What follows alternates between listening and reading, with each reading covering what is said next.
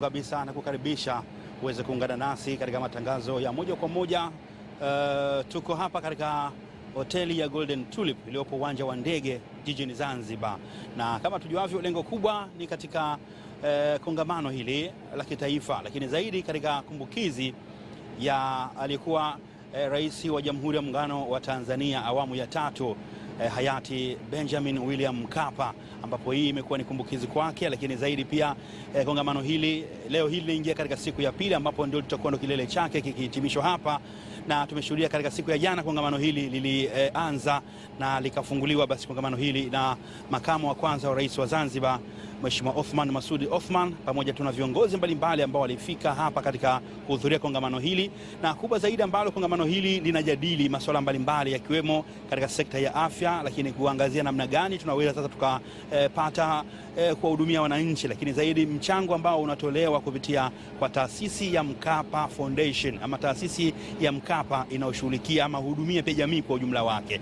Leo tunaingia katika siku ya pili, ambapo muda mchache kutoka sasa tutampokea hapa mgeni rasmi katika kongamano hili, Rais wa Jamhuri ya Muungano wa Tanzania Mheshimiwa Samia Suluhu Hassan, lakini pia baadaye mwenyeji wa kongamano hili hapa visiwani Zanzibar, Rais wa Zanzibar na mwenyekiti wa Baraza la Mapinduzi Dr. Hussein Ali Mwinyi, basi yeye ataweza kulifunga kongamano hili ambalo linafanyika hapa visiwani Zanzibar. Lakini tayari hivi sasa viongozi mbalimbali wamekwisha wasili katika eneo hili, na miongoni mwa viongozi hao wakiwepo tu makamu wa pili wa rais wa Zanzibar Mheshimiwa Hemed Suleiman Abdullah, lakini pia viongozi mbalimbali wakiwemo marais wastaafu wa serikali ya mapinduzi ya Zanzibar, lakini pia serikali ya Jamhuri ya Muungano wa Tanzania, lakini pia mawaziri wa SMZ pamoja na mawaziri wa SMT, wakiwemo pia wakuu mbalimbali tu wa mikoa ya Zanzibar, lakini pia wakuu wa wilaya.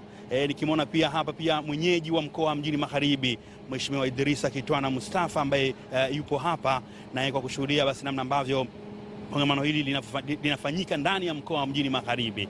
Basi moja kwa moja sasa, mtazamaji, kama nilivyokuambia, viongozi wengi wamekwisha tayari wasili hapa, na nipo na mwenyeji wa mkoa huu lakini pia akiwa ndio mwenyeji pia wa kongamano hili ambalo linafanyika hapa visiwani Zanzibar katika mkoa Mjini Magharibi, mkuu wa mkoa Mjini Magharibi Idrisa Kitwana Mustafa. Mheshimiwa mkuu wa mkoa, habari za majukumu? Nzuri, alhamdulillah, nashukuru Mungu.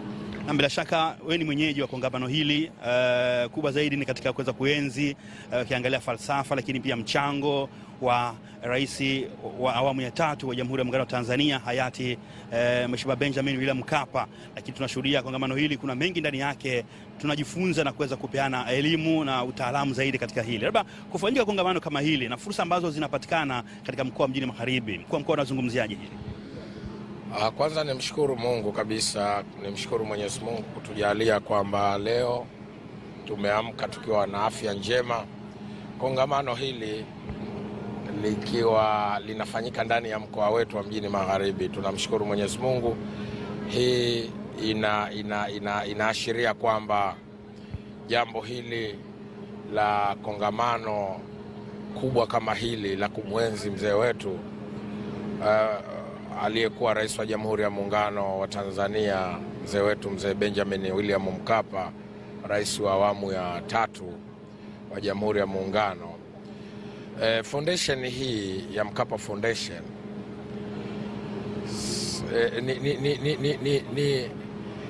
ni foundation ambayo tunaweza tukasema ina mchango mkubwa sana kwenye si tu kwamba ndani ya mkoa wetu, lakini kwa Tanzania kwa ujumla. Na umuhimu wake tumeanza kuona pia tokea inaasisiwa hii foundation. Nachoweza kukisema ni kwamba tunapomzungumza mzee Mkapa kwa umuhimu, si tu kwa sababu alikuwa rais, lakini ana ule mchango binafsi ambao alikuwa akiufanya na talenti aliyokuwa nayo wakati akiwa kama mwanadamu, wakati wa uhai wake katika kazi zake. Tukumbuke kwamba naye alipita kwenye uandishi wa habari na ni mtaalamu mzuri tu wa kuandika vitabu, makala mbalimbali, lakini ni mtu ambaye alikuwa na msimamo wa kuona vipi fedha unaweza nchi ka maintain fedha Lakini nikitoka huko nikija kwenye foundation yenyewe ambayo leo inamuenzi, tunaendelea kumuenzi, ni kwamba tumeanza kuona kuna alumni sasa hivi zipo ambazo zimeasisiwa kuinuliwa kimaisha, kimaendeleo, kielimu na foundation hii ya Mzee Mkapa. Jana tumeshuhudia kila mmoja anayesimama anasema ni namna gani mzee wetu Mzee Mkapa ameplay role kubwa na taasisi yake imeplay role kubwa kumtoa mtu kimaisha aliyekuwa katika maisha ya chini kabisa katika jamii yetu, kumpeleka kupanda juu zaidi. Wako waliojitokeza jana tukawaona wakati wanachangia katika fundraising ile, tukawa na Mheshimiwa Rais usiku pale, Rais wa Zanzibar na mwenyekiti wa Baraza la Mapinduzi Madinatul Bahari. Tuliona, yani tulipata hisia sana kwamba mtu anasimama kwa hisia kabisa, anasema mimi mnayeniona sina cha kumlipa isipokuwa kumwombea dua kwa Mwenyezi Mungu Mzee Mkapa mbele yake ya safari, aende safari ya heri. Lakini foundation hii imenitoa kweli kweli. Kwa hiyo tunachotaka si kiuchumi, si kijamii, imejaribu kuwaunganisha watu, imejaribu kuunganisha nguvu. Leo zinaonekana nguvu za wanyonge zinakuwa nguvu za wenye uwezo sasa, na kuona kwamba kitaaluma, kiafya na maeneo mengine ya jamii mtambuka ambayo kwa kweli foundation hii inayafanya, ina mambo makubwa ambayo inayafanya, na mimi kama mkuu wa mjini Magharibi najivunia kwamba ni mmoja kati ya wanufaika katika mkoa huu katika yale mema yanayofanyika kupitia foundation hii. Sisi tu tukiwa kama viongozi wa serikali ndani ya mkoa huu, foundation kwetu hii, na tukiwa wananchi pia wa Zanzibar, tunaiona ina maslaha mapana zaidi kwa wanyonge na wasiojiweza ndani ya taifa letu hili. Mheshimiwa Mkuu, bila shaka naona tayari sasa hivi sasa na kwamba utaratibu wa viongozi kuwasili hapa unaendelea. Labda nikupe nafasi ya kuendelea basi kuwapokea tu viongozi mbalimbali wanaofika hapa. Asante sana Mkuu wa Mkoa. Shukrani. Na mtazamaji wa ZBC, kama ambavyo tunashuhudia hivi sasa, kama ambavyo tumekuambia, bado viongozi mbalimbali wa kitaifa wakati huu basi ndio wanaendelea kuwasili hapa katika ukumbi huu wa Golden Tulip, uwanja wa ndege jijini Zanzibar. Na bila shaka basi hivi sasa tunamshuhudia pia mmoja kati ya viongozi wa kitaifa ambaye anawasili hivi sasa, mtazamaji, na tayari pale nikimwona mkuu wa mkoa wa Mjini Magharibi Mheshimiwa Idrisa Kitwana Mustafa akiwa pamoja na mtendaji mkuu wa Mkapa Foundation, pamoja tuna mkuu wa wilaya ya Magharibi B Hamida Musa Hamisi. Ni miongoni tu mwa viongozi ambao bila shaka watampokea kiongozi ambaye hivi sasa ndio amewasili, na si mwingine bila shaka ni Waziri Mkuu wa Jamhuri ya Muungano wa Tanzania Mheshimiwa Kassim Majaliwa ambaye hivi sasa naye ndio amewasili hapa katika ukumbi huu wa Golden Tulip, uwanja wa ndege, na hii kiashiria kwamba bado viongozi mbalimbali wa kitaifa wataendelea kuwasili hapa, na kama ratiba inavyoonyesha kwamba leo hapa tutamshuhudia Rais wa Jamhuri ya Muungano wa Tanzania Mheshimiwa Samia Suluhu Hassan, lakini pia mwenyeji wa kongamano hili Rais wa Zanzibar na mwenyekiti wa Baraza la Mapinduzi Dr. Hussein Ali Mwinyi naye atawasili hapa, lakini pia wakiwepo viongozi wengine wa kitaifa tutawashuhudia hapa wanawasili katika eneo hili kwa ajili tu ya kuweza tuseme kuadhimisha, lakini zaidi kuweza kumbukumbu ya hayati Benjamin William Mkapa, rais wa awamu ya 3 wa Jamhuri ya Muungano wa Tanzania.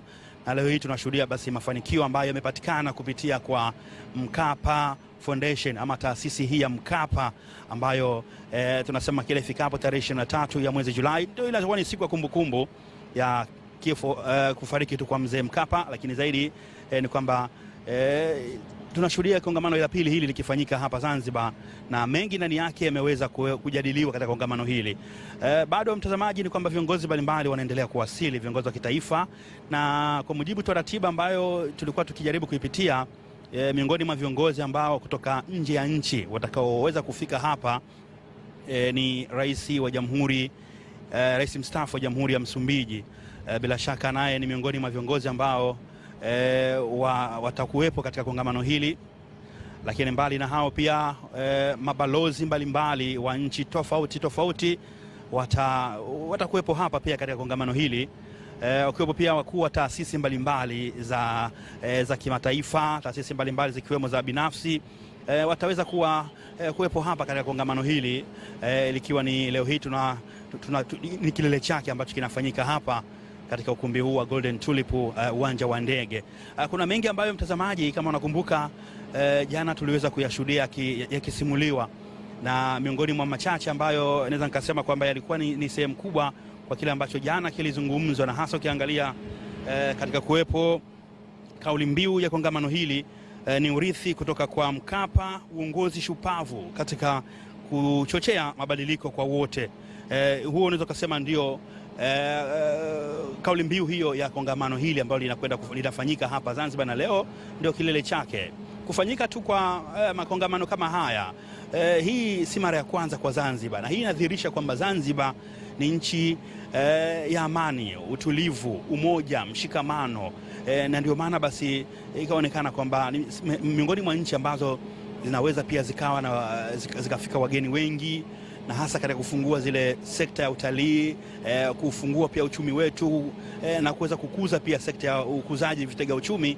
Basi Zanzibar tukasema kwamba imechukua nafasi kubwa sana, lakini pia kwa Tanzania kwa ujumla. Tumeshuhudia pia filamu ile ya Royal Tour ambayo ilichukua nafasi kubwa sana katika kuitangaza Tanzania ndani na nje ya Tanzania, lakini pia zaidi kimataifa. Imefungua fursa kwa Tanzania katika ujio tu wa wageni mbalimbali kuweza kuhudhuria hapa, na zaidi pia katika kuonesha wageni hao wanaleta sasa mchango mkubwa ili kuifanya Tanzania kuwa ni sehemu ya nchi ambazo zinaendeleza kukuza uchumi wake, ukizingatia katika Jumuiya ya Afrika Mashariki na Kati, lakini zaidi pia katika Umoja wa Afrika, na zaidi pia kimataifa. Na viongozi wetu wa Tanzania hawachoki bila shaka katika kuhakikisha Tanzania inaendelea kupata mafanikio makubwa, kusafiri katika nchi mbalimbali, kwenda barani Ulaya, kwenda barani Asia, lakini pia kwenda Amerika na nchi nyinginezo. Hii yote ni kuona kwamba wanakwenda kuifungua Tanzania katika swala zima la diplomasia, lakini katika kuhakikisha nchi yetu inatengeneza uchumi wake unakuwa imara, uchumi ambao unawapa fursa sasa wa Tanzania wote kuwa na mafanikio makubwa sana, na yote pia ikiwa ni sehemu ya utekelezaji wa ilani ya uchaguzi ya Chama cha Mapinduzi, ambapo viongozi wetu kwa pamoja wote wamekuwa wakitekeleza ilani hiyo, na ndio tunasema kwamba leo nchi ya Tanzania imekuwa inang'ara zaidi katika medani ya kimataifa kwa mafanikio ambayo inayapata, na haya yote tunasema kwamba yanatokana tu na amani, umoja, mshikamano, utulivu, ndio mafanikio ya Tanzania na Zanzibar katika medani hizo za kimataifa. Mtazamaji wa ZBC, bado viongozi wanaendelea kuwasili kama ambavyo unashuhudia hivi sasa, na tunamtarajia muda mchache kutoka sasa kuwasili tu kwa viongozi wengineo, akiwemo makamu wa kwanza wa rais, lakini pia rais wa Zanzibar na mwenyekiti wa Baraza la Mapinduzi Dr. Hussein Ali Mwinyi, lakini pia mgeni rasmi rais wa Jamhuri ya Muungano wa Tanzania Mheshimiwa Samia Suluhu Hassan, naye pia atafika hapa katika kuhakikisha basi kongamano hili linaendelea kufanikiwa vizuri zaidi. Lakini miongoni mwa mambo ambayo bila shaka kongamano hili linajadili, na tulishuhudia jana tu viongozi mbalimbali walikuwa wakijadili namna taasisi ya Mzee Mkapa ilivyofanikiwa katika kuwafanya Tanzania leo hii kuwa na maendeleo hasa zaidi. Kongamano hili liliangazia katika kuongoza kasi katika mikakati ya mabadiliko ya sekta ya afya Tanzania kupitia basi ushirika wa kibiashara na sekta binafsi. Lakini pia miongoni mwa mambo ambayo kongamano pia lilijadili ni ubunifu katika mikakati ya ushirikiano, ikiwa ni kati ya taasisi za serikali na binafsi katika kuhakikisha basi pia unafikia huduma ya afya kwa wote. Kwa hiyo hayo unaweza kusema ni mambo mawili ambayo yameweza kuleta chachu mafanikio ya Watanzania kupitia kwa taasisi hii ya Mkapa. Basi sasa moja kwa moja mtazamaji, mwenzangu naye Amina Omar sasa basi nampa nafasi yake aweze angalau na yeye kuweza kusimulia mawili matatu ambayo yanaendelea hapa katika ukumbi huu wa Golden Tulip ulipo uwanja ndege, wakati huu tunamsubiri uwasili wa viongozi wengine wa kitaifa ukiendelea kuwasili katika ukumbi huu. Kwako Amina Omar.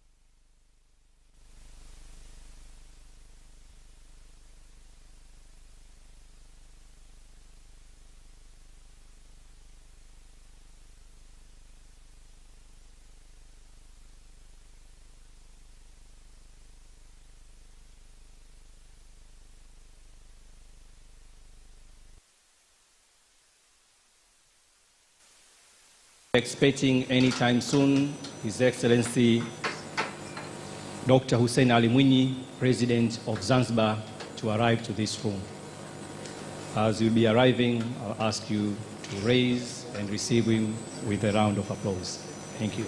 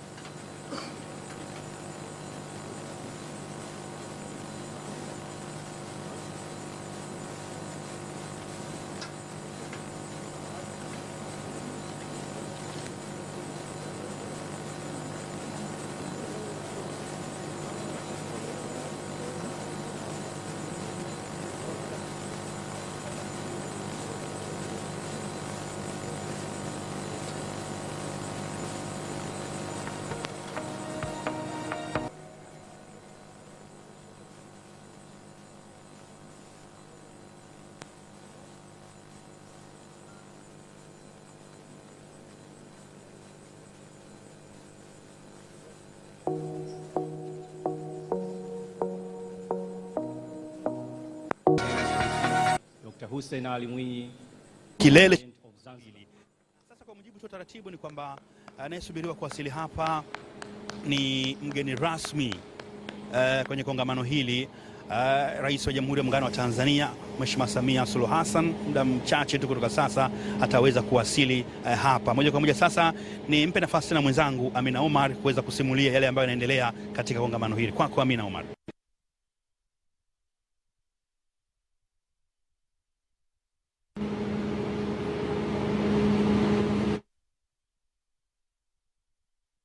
As I mentioned before, our event will soon start, and we are now waiting for His Excellency Dr. Philip Mpango, Vice President of the United Republic of Tanzania. As soon as he arrives, we'll also welcome him with a big round of applause. And thereafter, we start with the prayers. I'll call upon Mufti of Zanzibar, Sheikh Idi Hussein Idi, to deliver a prayer to start our event. Thank you.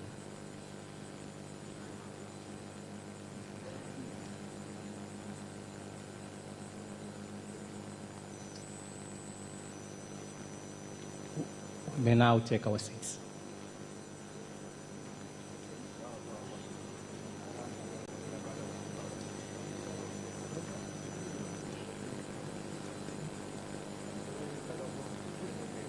Your Excellency Dr. Hussein Ali Mwinyi, President of Zanzibar, we welcome you to our event today, and thank you for being a host to this event. In our midst today, we already have present former President Zanzibar, former Vice President of United Republic of Tanzania, Dr. Galib Bilal, former President of Zanzibar, Amani Abeid Karume, His Excellency. We have His Excellency Joaquim Chissano, former President of the Republic of Mozambique. We have with us as well Prime Minister of the United Republic of Tanzania, Honorable Majaliwa Kassim Majaliwa. We have former Prime Ministers. We have Mama Ana Mkapa, spouse of the late President Benjamin Mkapa. We have former First Ladies. We have former First Ladies, and we have a First Lady of Zanzibar, Mama Mariam Mwinyi, ministers, member of diplomatic corps, members of the board of the Benjamin Mkapa Foundation, and invited guests.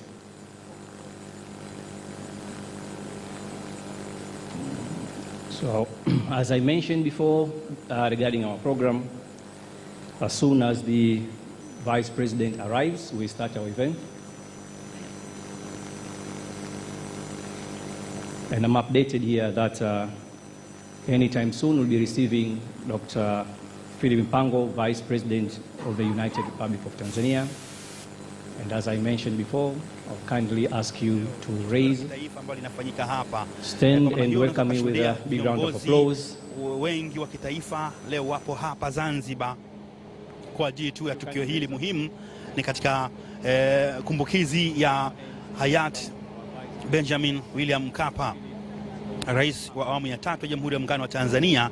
Lakini kongamano hili pia lilikuwa linafanyika chini ya taasisi ya Mkapa Foundation ama taasisi ya Mkapa ambapo Zanzibar hapa ndipo ambapo kunafanyika kongamano hili, na leo ni siku ya pili ambayo ndio kilele chake. Basi wakati wote muda mchache hapa ni kama mgeni rasmi atawasili, ambaye ni rais wa Jamhuri ya Muungano wa Tanzania Mama Samia Suluhu Hassan. Basi moja kwa moja nimpe nafasi na yeye mwenzangu Amina Omar aweze pia kusimulia mengineyo mengi ambayo yanaendelea katika ukumbi huu, kwa maana kwamba tayari hivi sasa ndani kule viongozi mbalimbali wamekwisha wasili hivi sasa. Tunamsubiri mgeni rasmi ambaye ni rais wa Jamhuri ya Muungano wa Tanzania, atawasili muda wote kutoka sasa. Kwako Amina Omar. Vice President has arrived on the stage, so that we start immediately with a prayer. After Mufti of Zanzibar, we'll have a prayer from Reverend Shukuru Maloda of the CCT. Should also prepare himself, and thereafter a prayer from Tech that will be delivered by Father Damas Mtoi. Thank you so much.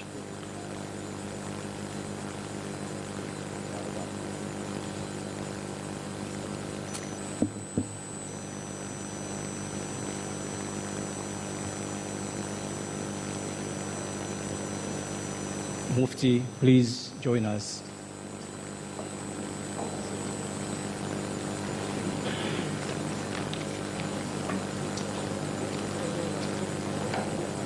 Bismillahirrahmanirrahim.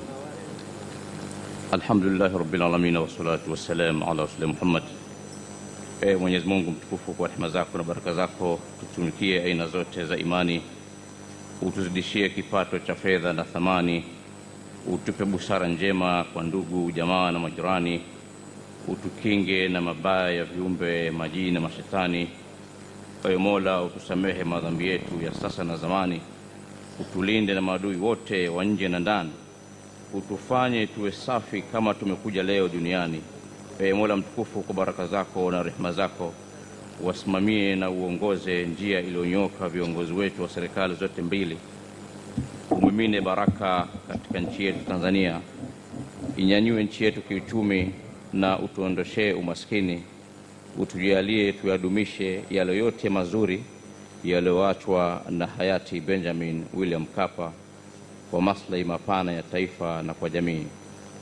Rabbana atina fid dunya hasana wa fil akhirati hasana wa qina adhaban nar bi rahmatika ya arhamar rahimin. Sallallahu ala sayyidina Muhammad wa ala alihi wa sahbihi wa sallam. Alhamdulillahi rabbil alamin.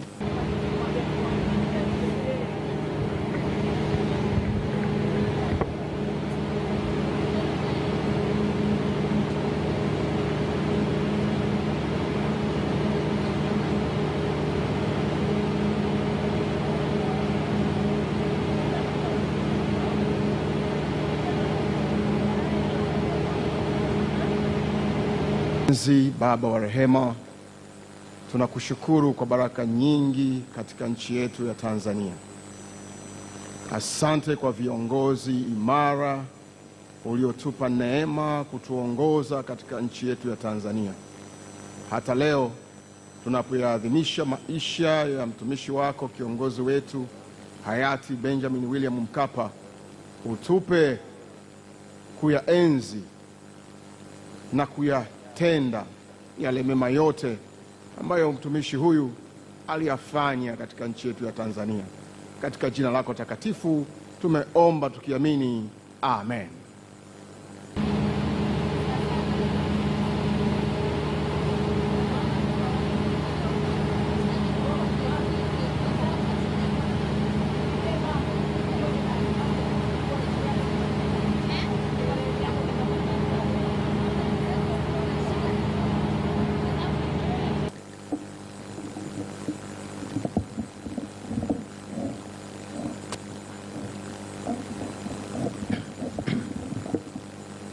Kwa jina la Baba na la Mwana na la Roho Mtakatifu.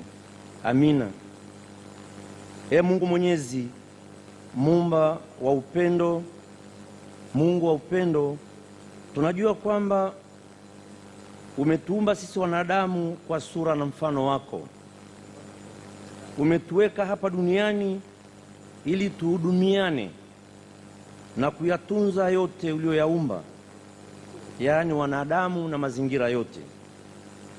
Tunaamini pia kwamba viongozi wamechaguliwa na wanadamu wengi, na kuwaongoza inakuwa ni wewe peke yako Mungu umewachagua, kwani sauti ya watu ni sauti ya Mungu, ni sauti yako Mungu.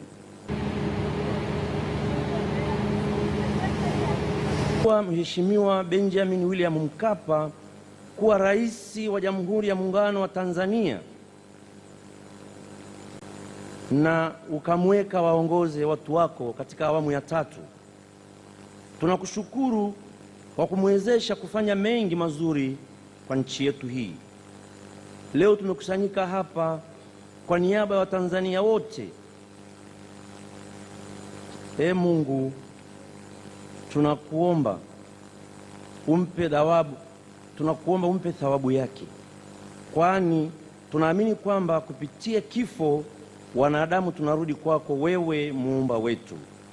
Tunaomba hayo kwa njia ya Kristo Bwana wetu. Amina. Raha ya milele umpe Bwana, na mwanga wa milele umwangazie, apumzike kwa amani. Amina. Kwa jina la Baba na la Mwana na la Roho Mtakatifu.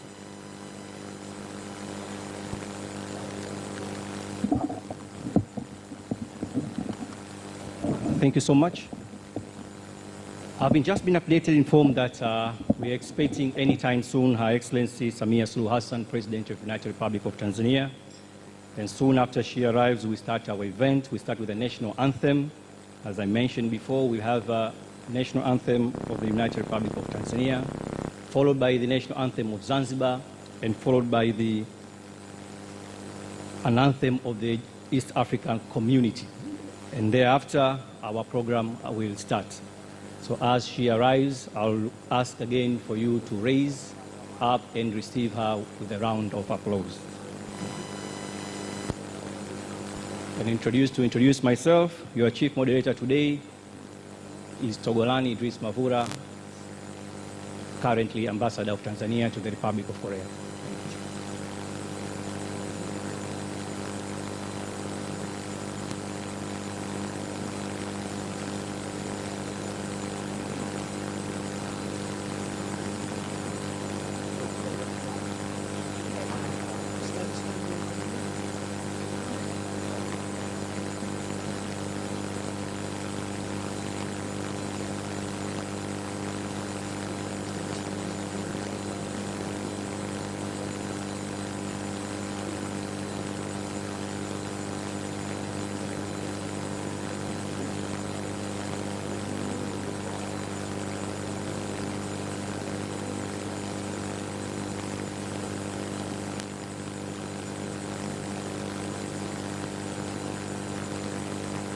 Mgeni rasmi wa kongamano hili, Rais wa Jamhuri ya Muungano wa Tanzania Mheshimiwa Samia Suluhu Hassan, ndiye ambaye tayari hivi sasa naye msafara wake ndio hivi sasa umewasili hapa tayari katika ukumbi huu wa Golden Tulip, uwanja wa ndege.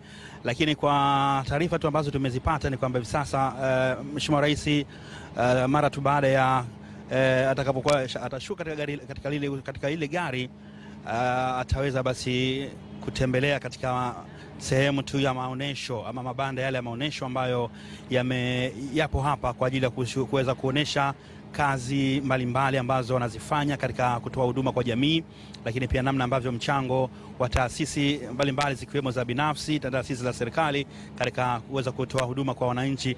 Basi wakati huu ninavyozungumza nawe mtazamaji ni kwamba tayari Rais wa Jamhuri ya Muungano wa Tanzania Mheshimiwa Samia Suluhu Hassan, mama huyu, mama nambari 1 Tanzania, mchapakazi, kiongozi ambaye bila shaka anaendelea basi kuipaisha Tanzania hivi sasa kimataifa katika kuhudumikia wananchi wake, na hasa zaidi kuleta maendeleo nchi yetu. Tunashuhudia tayari sasa ndio yupo katika kuyatembelea mabanda mbalimbali ya maonesho, na kwa mbali pale nikiona katika moja katika mabanda ambayo yapo ni taasisi ile ya Mkapa.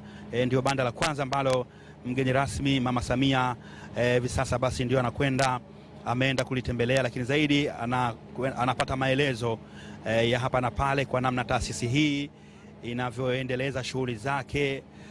Baada hapo basi pia ataelekea katika mabanda mengineyo katika kuweza kukagua pia namna shughuli zao wanavyoendelea kuzifanya kwa jamii, na hiyo ikionyesha kwamba taasisi binafsi zina mchango mkubwa tu katika maendeleo ya Tanzania. Tumeshuhudia ujenzi wa Tanzania mpya unajengwa na Watanzania wenyewe, lakini zaidi kwa kushirikiana tu serikali, taasisi binafsi na mashirika mbalimbali yakiwemo mashirika ndani, mashirika ya nje, ndio mafanikio ya Tanzania yanapatikana kwa kiasi kikubwa sana.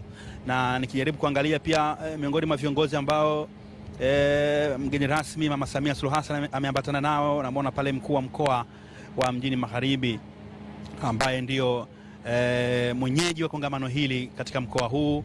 Na sasa hivi basi Mheshimiwa mgeni rasmi Mama Samia anatembelea katika banda la Maisha Bora Foundation, na pia anakwenda kupata maelezo ya namna basi taasisi hii inavyofanya shughuli zake katika kuhudumia wananchi mbalimbali wa Tanzania kwa ujumla. Maendeleo ya Tanzania yanapatikana basi kupitia taasisi mbalimbali zikiwemo za binafsi, na kama ambavyo tunashuhudia katika upande wa kongamano hili likiwa linajadili masuala ya kuongeza kasi katika mikakati ya mabadiliko ya sekta ya afya Tanzania kupitia ushirika wa kibia, kwa maana kwamba ushirika ule wa kibiashara na sekta binafsi, lakini pia ubunifu katika mikakati ya ushirikiano kati ya taasisi za serikali na binafsi katika pia kufikia lengo la huduma ya afya kwa wote. Hayo ni baadhi tu ya maeneo ambayo tumeshuhudia jana. Kongamano hili viongozi mbalimbali waliweza kujadili katika maeneo mapana hayo kwa namna gani basi nchi yetu itafanikiwa, lakini zaidi imeendelea kufanikiwa, ikiwemo basi mchango mkubwa ambao umepatikana na taasisi ya Mkapa ambayo imekuwa na mafanikio makubwa zaidi katika Tanzania yetu. Sasa mtazamaji, wakati mgeni rasmi akiendelea kukagua mabanda yale ya maonesho na akipata maelezo kutoka kwa watendaji wa maeneo mabanda hayo, nimpe nafasi mwenzangu hivi sasa Amina Omar ili naye aweze basi kuendelea kusimulia na kueleza yale ambayo yanaendelea pia kufanyika hapa katika ukumbi huu wa Golden Tulip, uwanja wa ndege jijini Zanzibar. Kwako Amina Omar.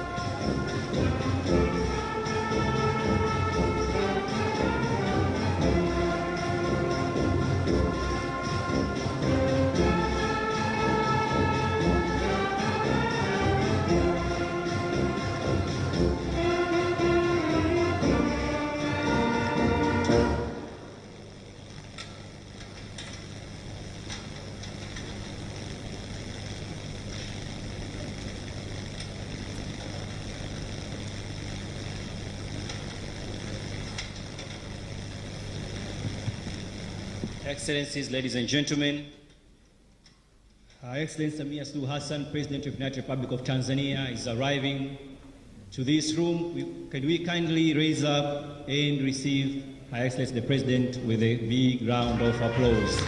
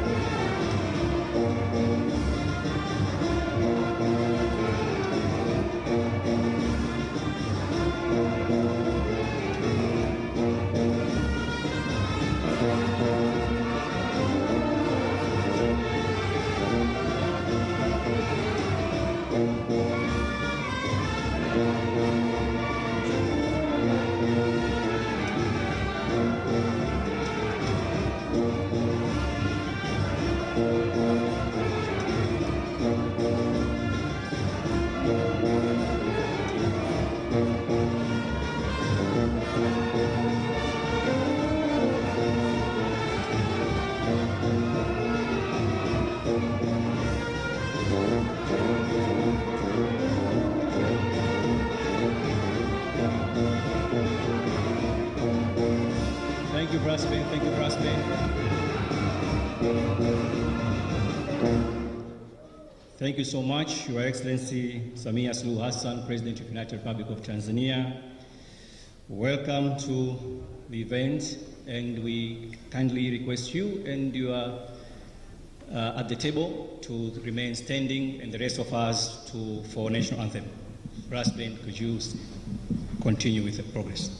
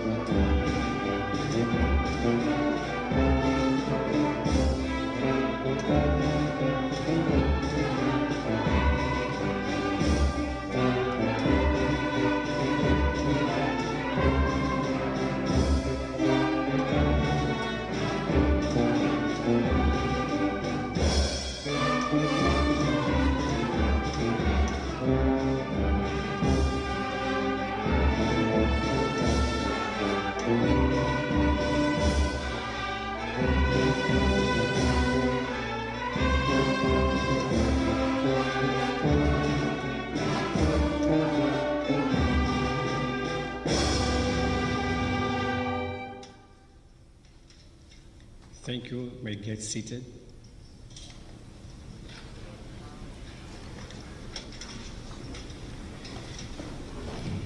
Your Excellency Samia Suluhu Hassan, President of the United Republic of Tanzania. Your Excellency Dr. Hussein Ali Mwinyi, President of Zanzibar, Chair of the Liberational Council, Settler of Mkapa Foundation, and our host for this event, His Excellency Philip Isidori Mpango, Vice President of the United Republic of Tanzania. Excellency Joaquim Chissano, former President of the Republic of Mozambique. Your Excellency Vice President Mohamed Ali Bilal, former Vice President of Tanzania.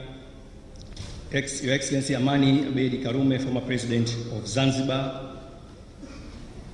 Excellency Honorable Honorable Prime Minister Kassim Majaliwa, Prime Minister of the United Republic of Tanzania. Former Prime Minister Frederick Sumaye, Your Excellency Ahmed Suleiman Abdullah, Second Vice President of Zanzibar. Honorable Zubair Maulid, Speaker of the House of the Representatives. Mama Fatma Karume, and spouses of our former leaders. Mzee Hafidh Ameir, spouse of the President of the United Republic of Tanzania. Mariam Mwinyi, spouse, First Lady of the President of Zanzibar. Amana Mkapa, spouse of the late Benjamin William Mkapa. Honorable Ministers, Permanent Secretaries, Chair of the Board of the Mkapa Foundation, Excellency High Commission, members of the Diplomatic Corps, our distinguished guests, ladies and gentlemen. Welcome to the second Mkapa Legacy Symposium, which today is the high-level segment. We started our event yesterday with a symposium, and today it's a culmination with this high-level segment. To run you through the program before we start, Your Excellency, what will follow soon after is the remarks by the CEO of the Mkapa Foundation, Dr. Ellen Senkoro, and after that we'll be watching a documentary from the Benjamin Mkapa Foundation, and then the statement will follow from His Excellency Donald Wright, U.S. Ambassador to Tanzania, on behalf of the U.S. government and partners, development partners that are working with the Benjamin Mkapa Foundation. And thereafter, we will watch the video from His Excellency Thabo Mbeki, former President of the Republic of South Africa, who wished to be with us but he could not make it. Therefore, he decided to share with us the video of his statement. And I will welcome thereafter His Excellency Joaquim Chissano, former President of Mozambique, to address us. And after that, I will invite Mheshimiwa Honorable Nosor Ali Mazrui, Minister of Health, to welcome His Excellency President of Zanzibar, Dr. Hussein Ali Mwinyi, to address this high-level segment, and thereafter to request you to inaugurate our event. After your statement, Your Excellency, we will proceed with the award-giving ceremony, and the two groups will be awarded today by you. And I will welcome the representative from the family of the late His Excellency Benjamin William Mkapa to deliver a vote of thanks. After that, we have group photos, and Your Excellency will be pleased to relieve you to proceed with other commitments that you have. With that program, so may I now invite Dr. Ellen Senkoro Mkondia, CEO of Mkapa Foundation, to deliver his statement. Thank you.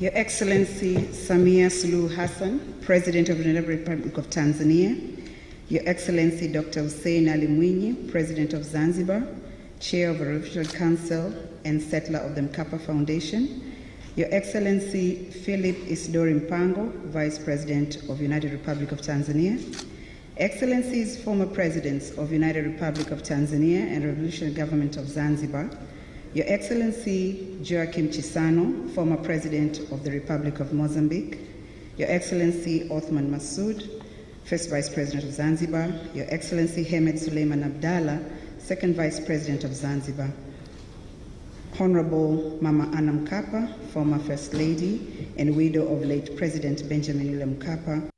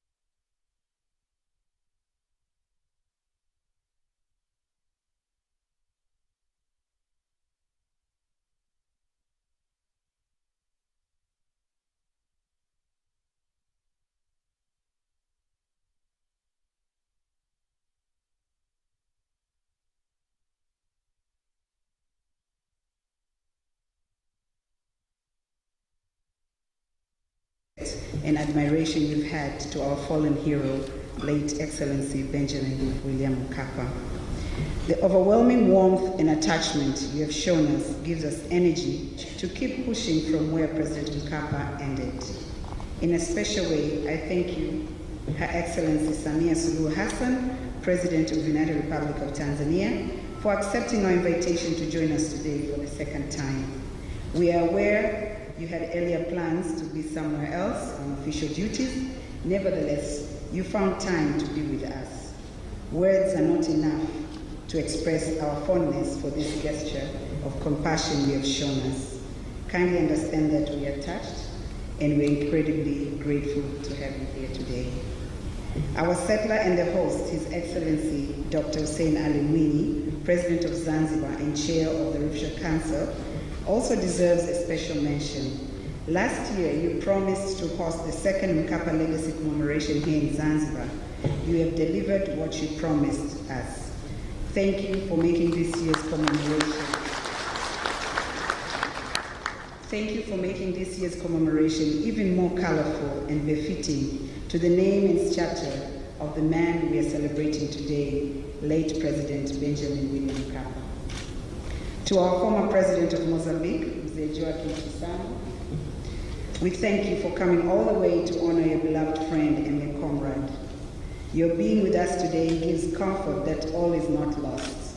We lost President Mkapa, but we did not lose you. He left us with his friends to look up to us, and we're excited to hear from you, knowing of the long association you've had with Mr. Mkapa. Your Excellency, when former President Benjamin Mkapa departed the world in July 2020, many of the condolences messages that came to the foundation carried two main messages. First, they expressed sympathy for the loss we endured, and second, they registered wishes to the Mkapa Foundation to carry on President Mkapa's legacy. There were some general feelings that President Mkapa's outstanding contribution to Tanzania and the world should not be left in vain. Some were concerned and worried that perhaps President Mkapa's vision and possibly his foundations will come to an end. Suddenly, our shoulders became heavy of the expectations and responsibilities. We took both of these wishes and concerns very seriously. With the able guidance of our Board of Trustees, we deliberated to initiate the annual Mkapa Legacy Symposium to celebrate his life and legacy. And also we decided to launch the Benjamin William Mkapa Endowment Fund to ensure the sustainability of his legacy to our children, children's children, and children after them. Much as we are clearer in our resolve and the intentions, we were nervous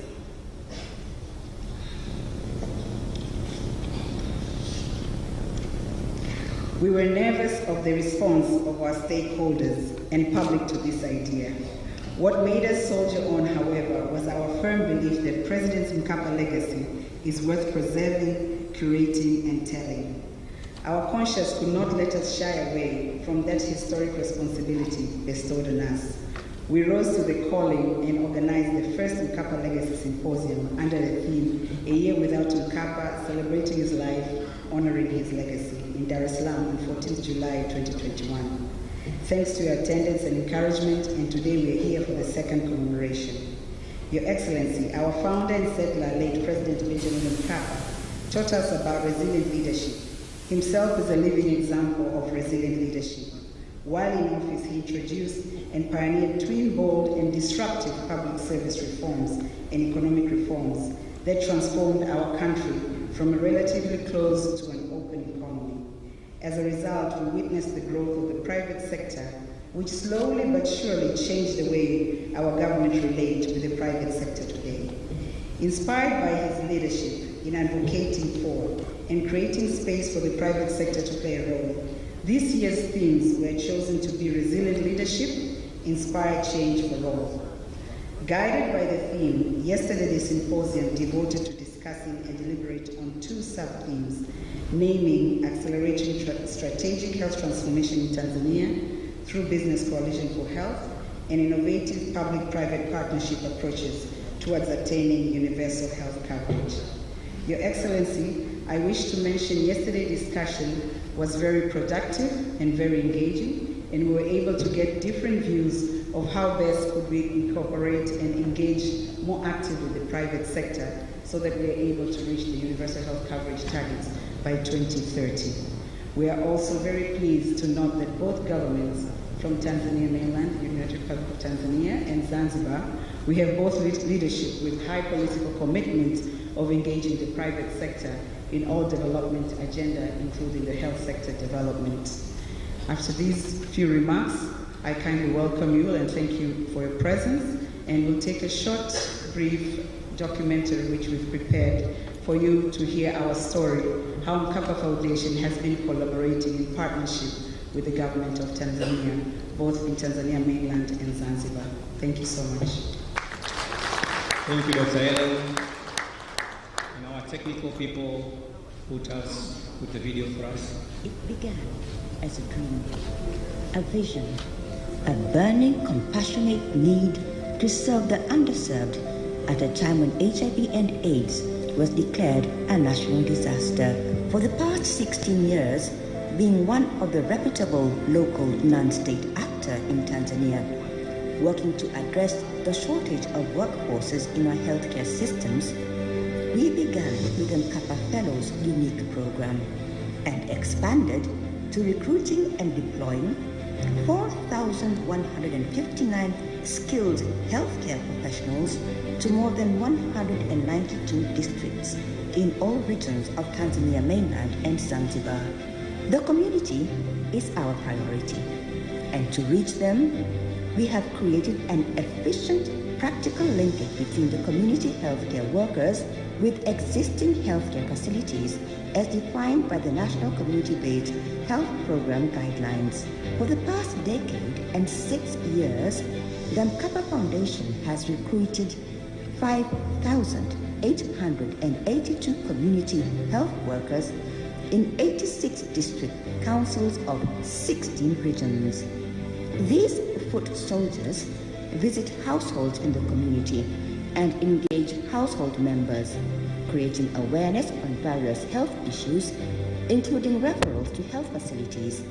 And where emergencies have arisen, our innovative community digital app, known as Child, has allowed us to save lives by early referrals of patients with initial preliminary diagnosis sent to health facilities, thus facilitating timely treatment and saving lives. We have observed effective leveraging of financial resources from the donor community and the private sector that have enabled the foundation to construct and renovate more than 515 health infrastructures countrywide, especially in remote areas Through our long-standing partnership with the government and development partners, we are guaranteeing our pledge to continue attributing toward strengthening the health systems and making them more resilient and responsive for better health outcome of our communities. We are committed to leaving no one behind and serving the underserved. It began.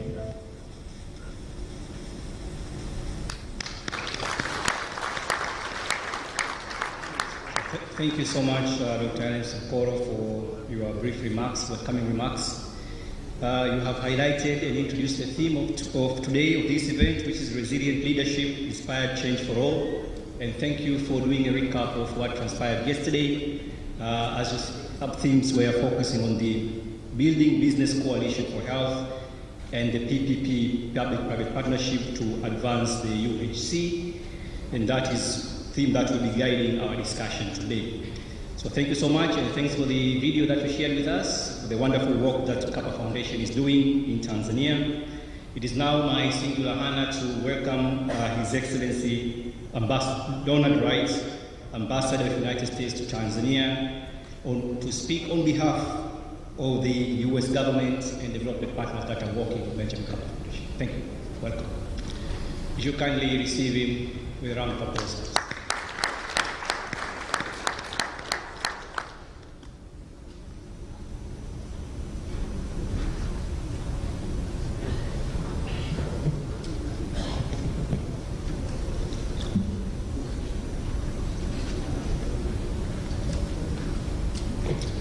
Your Excellency, Honorable President Samia Suluhu Hassan, the President of the United Republic of Tanzania.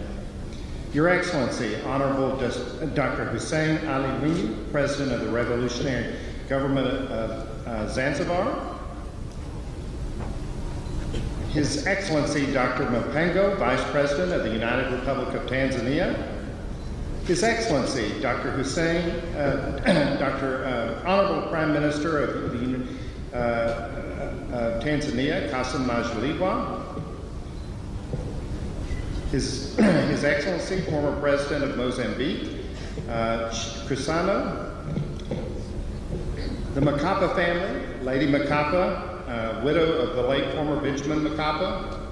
Honorable Ministers here present, distinguished members of the Diplomatic Corps, Dr. Adeline Kamambo, Chair of the Board of Trustees of the Benjamin William Mkapa Foundation, Dr. Ellen Sankoro, Chief Executive Officer of the Benjamin William Mkapa Foundation, invited guests, family and friends, ladies and gentlemen, all protocols observed. On behalf of the United States government, I'm grateful to speak at this second high-level symposium honoring the life and success of the late former President of the United Republic of Tanzania, the Honorable Benjamin William Mkapa. Today we honor a true champion of global health, a developmentalist, a regionalist, a globalist, and a great statesman. The late President Mkapa would be proud to see us as we join forces to build resilient partnerships to improve the lives of the underserved population. The past 2 years saw the world beset with deadly pandemics. We are, of course, not yet free from COVID-19. As you all know, we continue to contend with the virus and are still reeling from its global health and social and economic impacts. COVID-19 has hit the world while countries in sub-Saharan Africa continue to suffer from other epidemics like malaria, HIV/AIDS, and tuberculosis. Maternal mortality and critical shortage of healthcare workers make the situation even worse for marginalized communities and compromise the quality of available health services. As you know, the theme of this year's symposium, Resilient Leadership, Inspiring Change for All, reflects our aspirations in our current global situation. We are at a time where countries like Tanzania need a resilient health system and a strong public health leadership. The United States is proud to be a partner to the United Republic of Tanzania as we continue to work together toward President Mkapa's vision of creating healthy lives and well-being for all here in Tanzania and all across Africa. 13 years ago, the World Health Organization called member states to work together towards universal health coverage, which aligns with the United Nations Sustainable Development Goals. In line with Benjamin Mkapa's vision, the third goal focuses on ensuring healthy lives and promoting well-being for all at all ages. This can only happen if every Tanzania has equal access to quality health services. It is a tragedy to still see a woman losing her life as she gives birth to another human being because of barriers to access to care.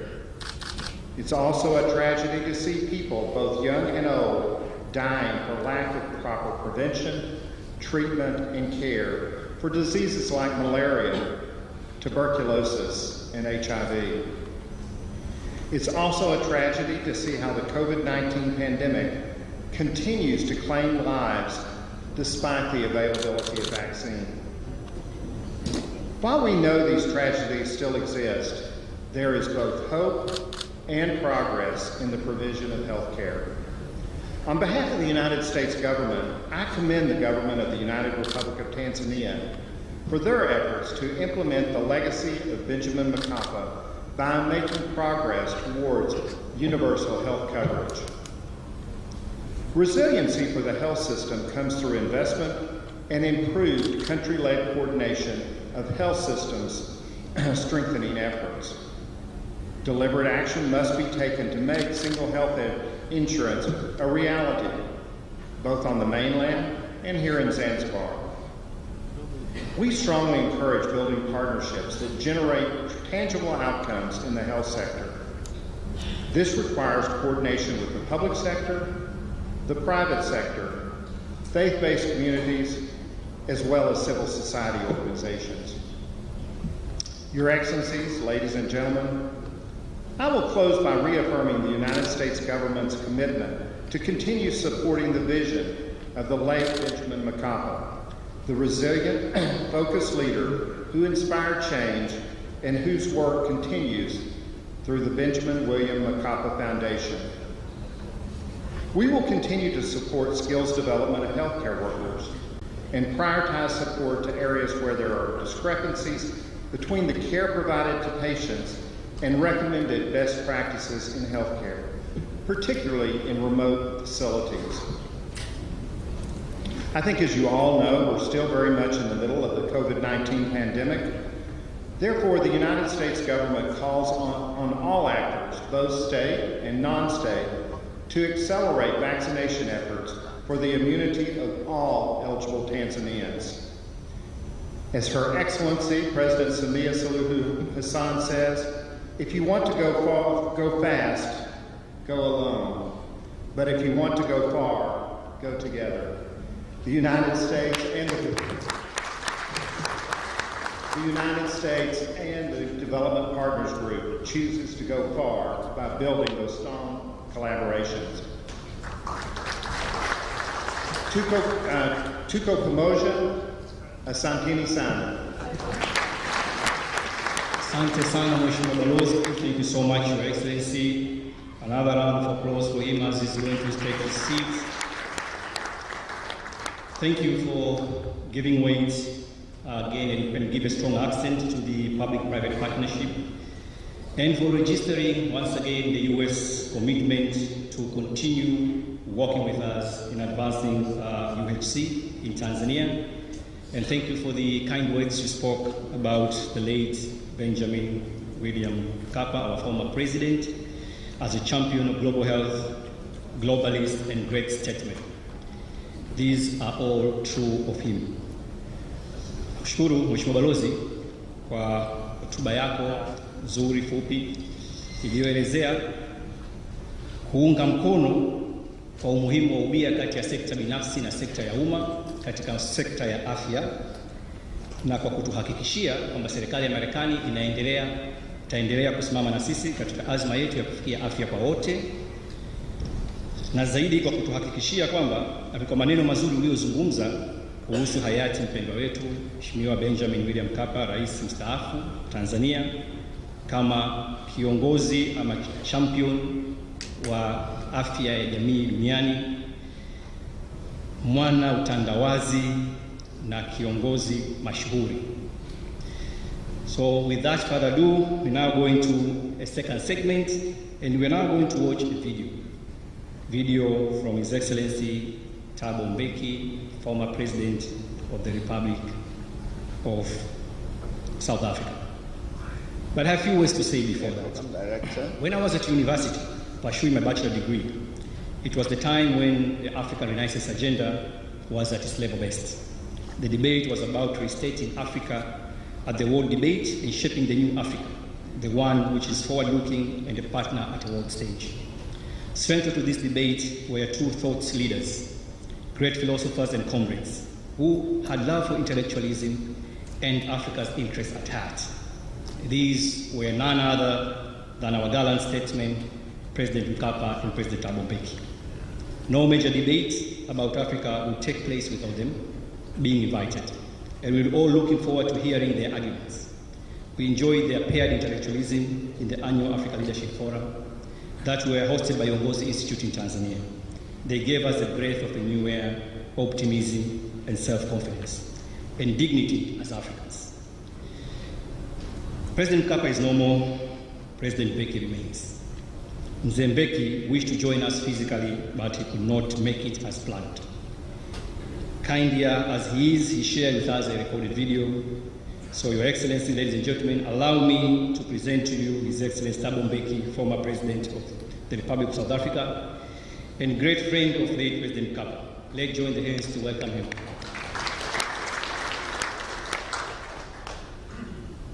Program Director, Your Excellency President Samia Suluhu Hassan, Your Excellency President Dr. Hussein Ali Mwinyi, distinguished participants, comrades, ladies and gentlemen.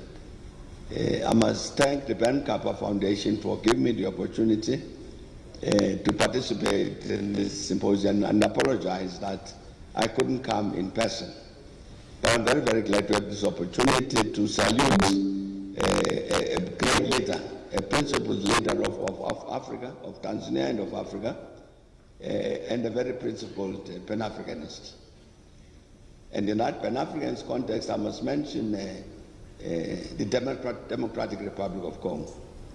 I mention it because you remember that the Kabila forces, Laurent Kabila, marched into Kinshasa in 1997, and with Mobutu having left. That for all of us, for Ben Mkapa, for all of us, that signified an important change in what we thought all of us was a very important country. I'm mentioning because one of the things that President Mkapa did quite correctly was to say that with the change having taken place, let's do whatever we can in order to make sure that the Congo recovers from all of these years of Mobutu. And indeed, he sent units of the TPDF, took it to the Congo to help to retrain the Congolese army. They're very, very important intervention as part of that process of the rebuilding of the DRC. Unfortunately, that was 97. Unfortunately, in 1998, you remember that a war broke out there between what was called an African war. Because on one side you had 4 African countries, Congo, Angola, Namibia, Zimbabwe, and on the other you had Rwanda and Uganda. And a decision was taken, President Mkapa and others, that it's better that to pull out those TPDF units, and asked us to help them to evacuate those forces back to Tanzania, which then South African Air Force did. It was an important decision not to participate in the war, because what was important was to find peace and then to negotiate and solve whatever the problems were. And indeed, I was very, very happy to see that later, SADC asked Ben Mkapa, President Chiluba, by President Sano, to work on the Congo, to help it really to overcome its problems. It is out of that grew the inter-Congolese dialogue, led by President Masire, and we're very, very happy indeed to support President Masire in that process, which then led to the agreement opening the way to the democratic elections in 2006. I'm mentioning all of that to indicate the place of Ben Mkapa as a Pan-Africanist. A Pan-Africanist dealing with this very, very important African country, the Democratic Republic of Congo. And of course, I can mention other instances. It was not only then that he was involved with the DRC. Even in 2008, the African Union sent him as its special envoy on the Great Lakes region, and he teamed up with President Obasanjo again to engage the Congolese to help them to solve their problems. He got other interventions. For instance, you remember that he had to intervene in Kenya after the 2007 elections, intervened in Sudan, in South Sudan, in that referendum of 2011, and we cooperated on that because I was working on Sudan on behalf of the African Union, and he came there as a representative of the UN. We've cooperated like this, worked together like this, President Mkapa, on these Pan-African things, these challenges. I remember also beyond that, in 1996, Tanzania had a terrible tragedy of the sinking of the ferry on Lake Victoria, the Bukoba ferry, and President Mkapa asked us to send divers to help in the rescue of the people who were, or recovery of the bodies. And indeed, the South African Navy sent divers who joined Tanzanian divers, Kenyan divers, and between them they managed to rescue at least 300 bodies out of the 500 or so that drowned when that ferry drowned. That intervention emphasized the need for us formally to strengthen the relations between ourselves and Tanzania, an old friend of our struggle. It's one of the reasons that, for instance, in 2005, President Mkapa and myself signed an agreement to constitute a Presidential Economic Cooperation Commission. That commission was intended to make sure that we do everything we can in order to help in the development of Tanzania. When it was right at the end of President Mkapa's second term as president, so we had to activate that important commission when President Kikwete took over. And for instance, in one of its sessions, it had to discuss progress with regard to the spatial development initiatives, which were the Mtwara Development Corridor and the Central Development Corridor. Those two corridors, to develop them, discuss a memorandum of understanding on trade and investment, in agriculture and food and security issues, customs and revenue issues, migration, transport and communications, and issues relating to minerals and energy. I'm starting out to say that this was a vision that Ben Mkapa had, that we needed to have this joint commission as these two countries in order to cover areas like the areas that I'm mentioning. I should have said earlier that one of the things that helped in that process of really spurring us on in terms of that bilateral was the fact that after the South African Navy divers had worked on that rescue in Lake Victoria, it strengthened the relations between the South African National Defence Force and the TPDF. And indeed, it was exactly that. It became possible for the South African National Defence Force even to patrol off the coast of Tanzania as we combated piracy. But we were very, very inspired indeed when I saw the attention that President Mkapa was paying to the matter of the bilateral relations between South Africa and Tanzania. And he was more than a Pan-Africanist. Ben Mkapa was also an important leader of the countries of the South. It was for that reason that for 12 years he served as the chair of the board of the South Center. You remember the South Center set up by Mwalimu, and Mwalimu had occupied that position of chairing the board of the South Center for some time, succeeded by President Mkapa.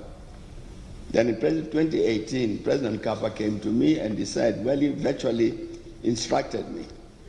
He said, look, I've served my terms as chair of the board of the South Center, a very, very important think tank, for the countries of the South. particularly as they negotiate with the countries of the North. And so really virtually instructed me to say, you have to take over, succeed me, Ben Mkapa, as you now, you chair. I had to do that, I agreed with him. And it was a challenge. I knew it was going to be a challenging thing to follow in his footsteps. Because, for instance, when it paid homage to him, the South Center says that it pays homage to his indefatigable work to fight poverty and entrench civil rights, and called him a true statesman and leader of the South, and that he leaves behind a stellar legacy. That's part of what they said when President Mkapa passed away. So I followed him with regard to that, and indeed my direct experience of that work with the South Center now is exactly that he has left a stellar legacy in terms of the leadership of the countries of the South. So I'm saying not only an outstanding Pan-Africanist, but a leader of the South really who's made a very, very important contribution. President Mkapa delivered the Thabo Mbeki Africa Day lecture in 2011. We asked him to do this, and indeed he very willingly came. I want to read something of what he said in that lecture. He said that, for instance, he is asked as a president by people who say, would your citizens miss the summits of such organizations as the African Union and SADC and so on? And he said, this is a shortcoming, this thing about summits which don't make an impact on the minds of the Africans. He said, this is a shortcoming of both the regional and continental organizations. The number and momentum is slowing down. The summits have descended into annual parades. Implementation of past decisions is inadequately reviewed. New development initiatives are not sufficiently backed by funding, and so become simple resolutions of hope. Our actions do not match the ambitions we proclaim. Churning out position papers will not fight poverty, illiteracy, and disease. Analysis of our problems must happen concurrently with deliberate capacity building to address them. I consider these three freedoms, freedom from food security, from ignorance and from disease, as a fundamental and priority measure of the dignity of African independence. More emphasis should be given to the war against them. The terrain to fight them must be of our own demarcation. The weapons and terms of their deployment must be of our own determination. The indices of success must be established by us, and external support groups, whether civil or state, must be selected by us. Their deployment too must be monitored by us. The war is fundamentally our own, and we can win if we set our sights objectively. I'm a poor student of my country's founding father, Mwalimu Julius K. Nyerere, and my remarks today may sound pessimistic. So let me end with an optimistic thought. On 16 October 1997, Mwalimu addressed the South African Parliament and concluded his remarks thus, and I quote, "I'm saying that Africa is changing because the leadership in Africa is changing. Africa is beginning to realize, and we should all encourage Africa to get that realization more and more, that we have to depend upon ourselves, both at national level and at the collective level. Each of our countries will have to rely upon its own human resources and natural material resources for development. But that is not enough. The next area to look at is our collectivity, our working together. We all enhance our capacity to develop if we work together. And I really do believe that this message from Mwalimu, which is also Ben Mkapa's message, is a message, is an instruction he left to all of us, that we work together, we develop. That is the strength of his Pan-Africanism. Thank you very much.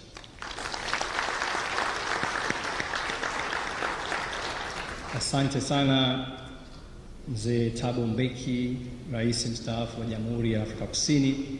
Kama nilivyosema wakati namtambulisha, sema Mheshimiwa Rais Mbeki na Mheshimiwa Hayati Rais Mkapa walikuwa ni kama jozi mbili ya wanazuoni ambao walipatana sana katika mawazo yao. Ni watu waliopenda mijadala, watu ambao kupitia mijadala yao katika majukwaa mbalimbali ya bara la Afrika walituinua na kutupa heshima na utu wetu kama Waafrika. Walipigania bara la Afrika kwa nguvu zote. Ametambua mchango wa Mheshimiwa Hayati Rais Mkapa katika kutafuta amani barani Afrika, na wamefanya kazi pamoja kwenye kutafuta amani eneo la Maziwa Makuu, Sudani ya Kusini, walipofanya kazi pamoja kupitia kamisheni ya nchi za kusini, na namna ambavyo mahusiano yao wakiwa madarakani yaliwezesha kuboresha mahusiano kati ya serikali ya Jamhuri ya Muungano wa Tanzania na serikali ya Jamhuri ya Afrika Kusini kwa kuanzisha na kusimamia kamisheni ya marais ya uchumi kati ya nchi zetu mbili. Asante sana Mzee Thabo Mbeki. Tukiendelea sasa, ni wakati umefika kumkaribisha mgeni wetu mashuhuri Mheshimiwa Rais mstaafu Chisano. Ni kabla ya kumkaribisha, ningependa kusema tu kwamba siku aliyofariki Mheshimiwa Rais wa Msumbiji hayati Samora Machel tarehe 19 Oktoba 86, nilikuwa na miaka 6. Sikuwa nikifuatilia siasa, lakini bahati ya wakati huo, kitu pekee ambacho kilikuwa kinachangamsha nyumba ilikuwa ni redio. Bado tulikuwa tuna televisheni. Kwa hiyo watoto mtasikiliza redio mpende msipende, na ilikuwa ni redio Tanzania, kwa hiyo utasikiliza vinavyokuwepo. Nakumbuka pamoja na utoto wangu, tangazo la kifo cha ghafla cha Mheshimiwa Samora Machel. Tangazo hilo lilikuwa likirudia kila baada ya muda mfupi. Kwa hiyo sikuwa nikijua sana kuhusu Msumbiji, lakini nilijua kwamba na rais wa Msumbiji amefariki, na kwa namna tangazo lilivyokuwa likirudiwa ungelihisi kabisa kwamba msiba ule ulikuwa karibu sana na sisi wa Tanzania. Baada ya pale akatangazwa Rais Joakim Chisano. Kwa watu wa rika letu ambao ndio sasa tuko wengi Tanzania, miaka 45 kwenda chini, historia yetu na Msumbiji inaanza na Rais Joakim Chisano. Katika nafasi yake ya urais alijenga mahusiano mazuri na nchi yetu ya Tanzania, na wao pamoja na Mheshimiwa Rais Mkapa ndio walitujengea daraja la umoja ambalo linaunganisha nchi yetu na nchi ya Msumbiji. Lakini Mheshimiwa Rais Mkapa akiwa madarakani alimtunuku Mheshimiwa Rais Chisano tuzo inaitwa Order of the Torch of Kilimanjaro Festivals. Alimkabidhi nishani kutokana na kazi kubwa aliyofanya katika kujenga mahusiano kati ya Mozambiki na Tanzania. Lakini mimi namkumbuka zaidi kwamba ndiye rais wa kwanza aliyehutubia summit, kilele cha Umoja wa Afrika, kwa lugha ya Kiswahili, na akizungumza vizuri sana.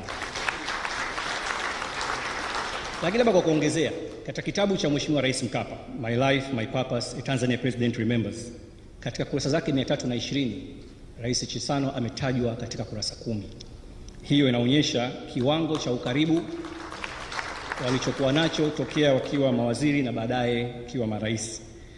Alikuwa mtu wake wa karibu sana kama ambavyo akisema, na kwenye kitabu chake mule anaeleza namna ambavyo alikuwa akishauriana naye mambo mengine mengi, yani msiri wake. Kutokana na maelezo hayo ya awali, Mheshimiwa Rais Joakim Chisano, rais mstaafu wa Mozambiki, naomba nikukaribishe ufike mbele ya podium uweze kutuhudumia. Karibu sana. Nimekukaribisha kwa Kiswahili kwa sababu nafahamu Kiswahili unakielewa vizuri zaidi. Karibu sana.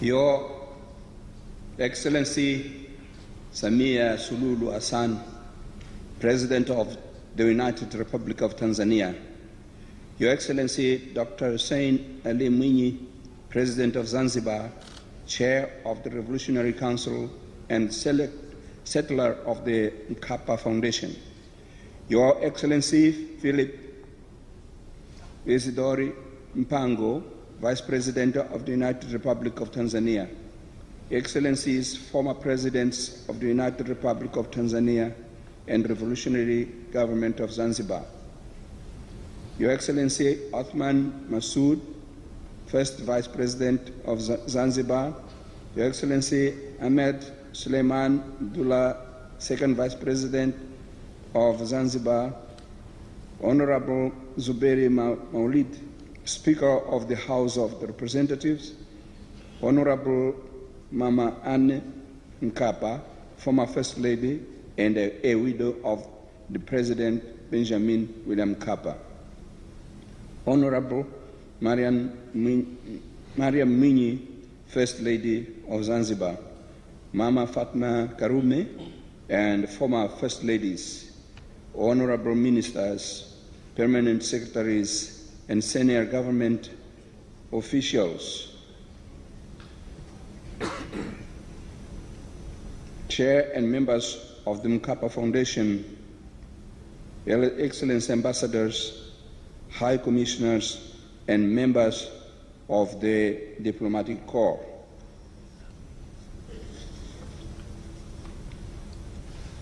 I notice also this, His Excellency Bilal, Vice President of the Third Republic, of the Third Government of Tanzania, is also here. I recognize him, and I will say all protocol observed so that we don't leave anyone out.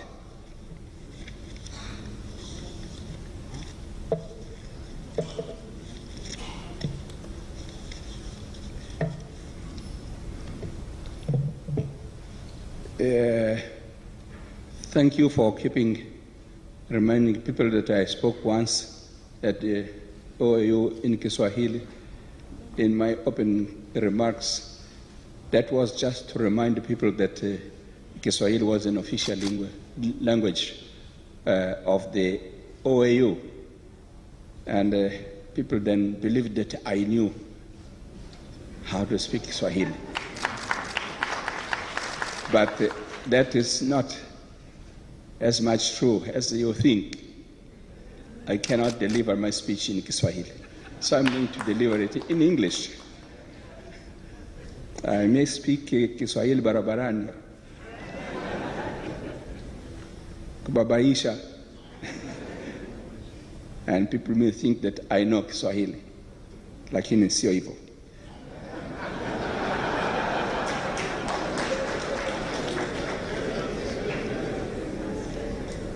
I would like to start my remarks by thanking His Excellency Dr. Hussein Ali Mwinyi, the settler of the Mkapa Foundation and the President of Zanzibar and Chairman of the Revolutionary Council, for the kind invitation he addressed to me to participate in this second symposium in homage of my friend, comrade, and colleague, the third President of the United Republic of Tanzania, His Excellency Benjamin William Mkapa.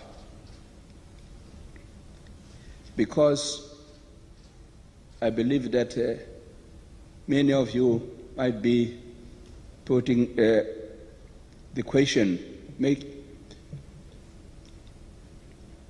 how these two became friends. I would like to take the minutes you gave me to recall how I and Ben became friends. Yes, Ben. That's how I called him.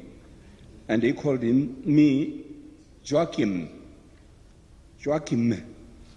because he could not pronounce Joaquim as we do in Portuguese.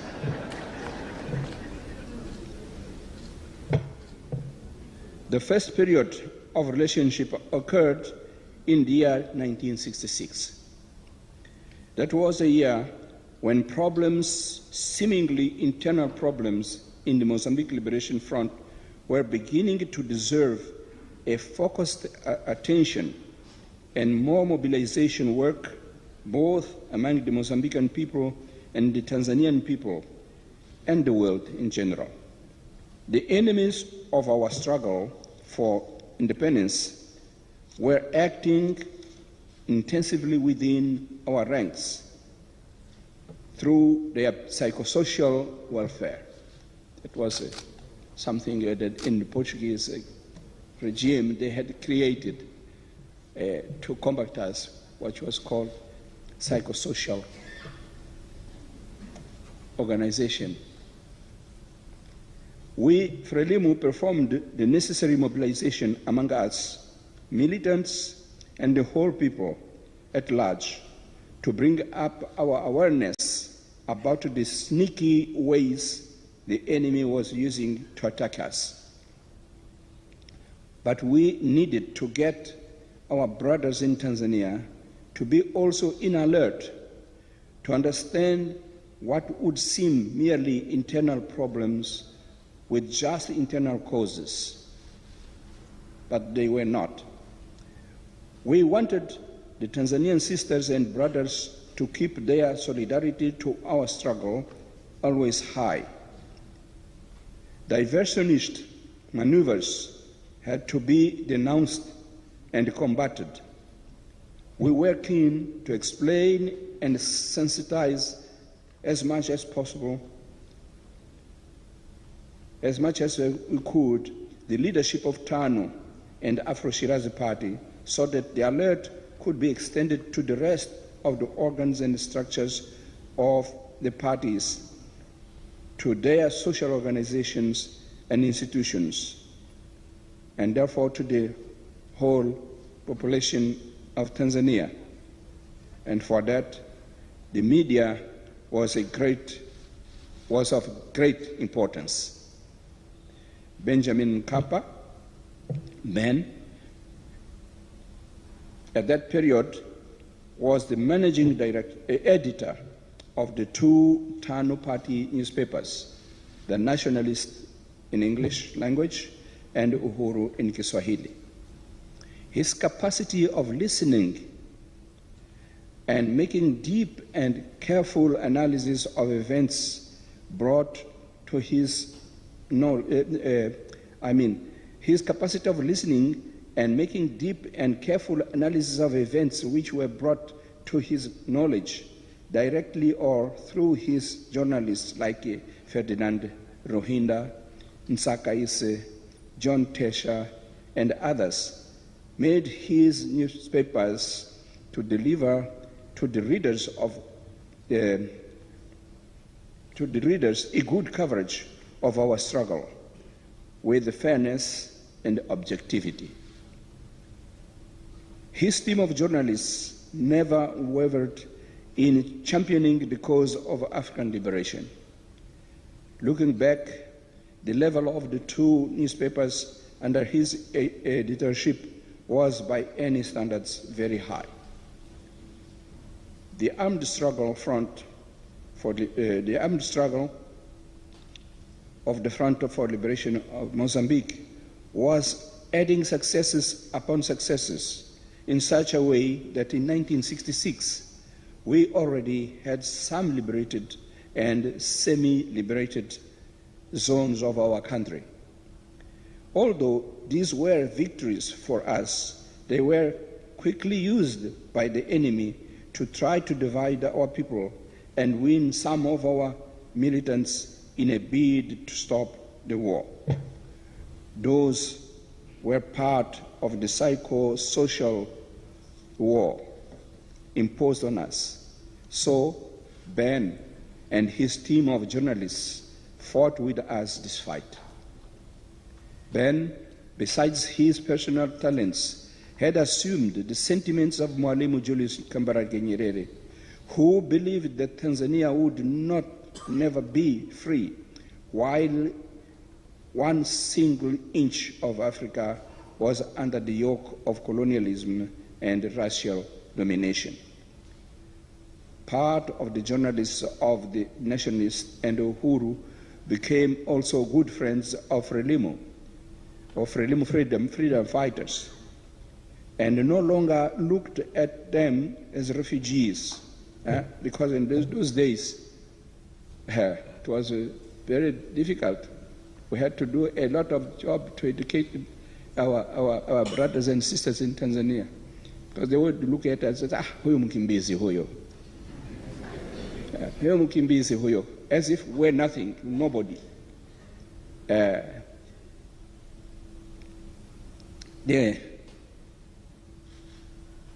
So I was saying that these journalists and Ben Mkapa himself,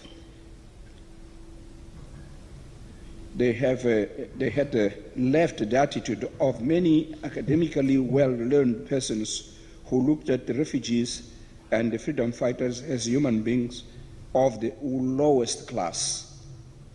When Ben was sent to work at the journal Daily News and Sunday News that came out when the Standard became a government paper with that new name, Daily News, I met him by chance on the road near the newspapers workshops. I did not like the way the newspaper, the Standard, wrote about our struggle. So I complained to him. In fact, I criticized the newspaper for distorting the events of our struggle. Ben listened to me carefully, but looking at me in a way that I could not understand which side he was. And after one question that I answered, he started a comment which he concluded by, well, anyway. And this expression, he would repeat it, anyway. Achawe. One would have taken him as an arrogant person, an intellectual talking with an undereducated who was younger than him. I am 2 years younger than him. But as the Daily News did no longer make those negative approaches which the Standard made, I believed that he had exerted his influence. Then I understood his anyway differently. I thought also that his anyway was an expression to respect my opinion, even if he did not fully accept it, to give time to think so that we meet in other conversations, we speak the same language. Maybe I would have taken his views or he would have taken my views, so he would respect. He wanted to remain focused on the important issues I had raised with him, and he have been always like that.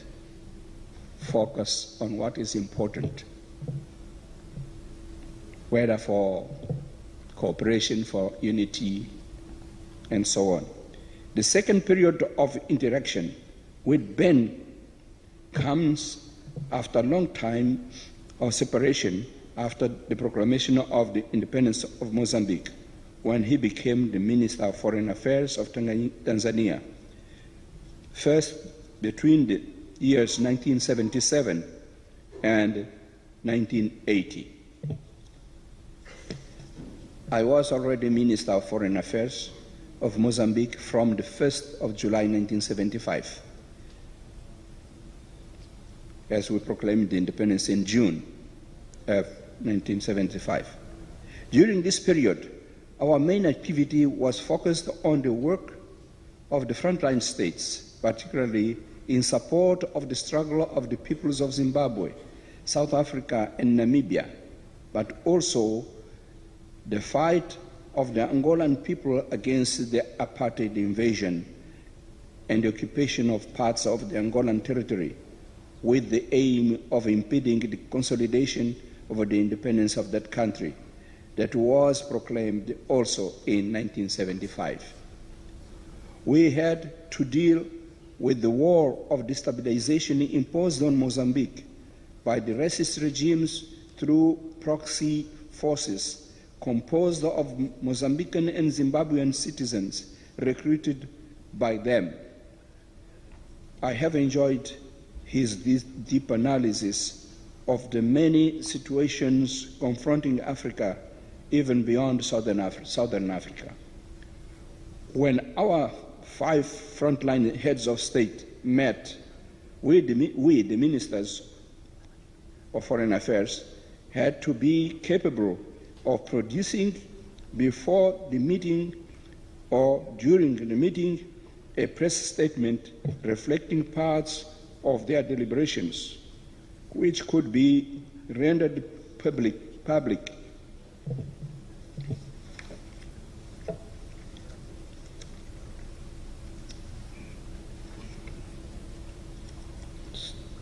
Which would be rendered public right at the end of the meeting. So, we also had to quickly exchange views about the situation in our countries in Southern Africa. All the ministers had something to give. Some of us were freedom fighters who had no training in the diplomatic areas, but they had the empirical knowledge, in some cases, an experience of negotiating with the enemy, and others who, like Ben, were well trained in the area of international relations and in the area of journalism and in the area of the English language. There, we could benefit from the capacity of a synthesis and quick drafting of Ben. But Ben was not just a good writer. He was a good speaker who thought deeply before he delivered his speech. His speech always based on very clear principles. His speeches did not go in circles or spirals. When he addressed the enemy or the adversary, he was direct and clear, without losing the opportunity of delighting the English-speaking peoples with his refined English that the University of Makerere had given him. He was one of the most updated with the political and security situations of all the African countries, thanks to his capacity of quick reading and interpretation. We had to deal with the negotiations between the Zimbabwe movements and the colonial power, Great Britain. We had this, the front line, Anglo, on one side, and the other side, Great Britain. Besides what we had then the 5 frontline states with the 5 permanent members of the Security Council. We joked that we were the two gangs of 5. And that was about Namibia, the second one. So we had to deal with these negotiations, on one hand with Britain, and the other hand among the liberation movements and the minority racist regime of Ian Smith, which took us up to Lancaster House, where the decision was made. We were equal states, but the role of Mwalimu Nyerere, Kenneth Kaunda, and Samora Machel were prominent when it came to their capacity of leverage on the liberation movements of Zimbabwe and on the big powers of the West, but also the East. We, as foreign ministers, had to play the same role as our heads of state, but at our level, particularly when we went to participate in meetings without our heads of state. The responsibility was bigger for Ben Mkapa because he represented the chairman. From frontline states, SADC was born in 1980, while Ben was still foreign minister.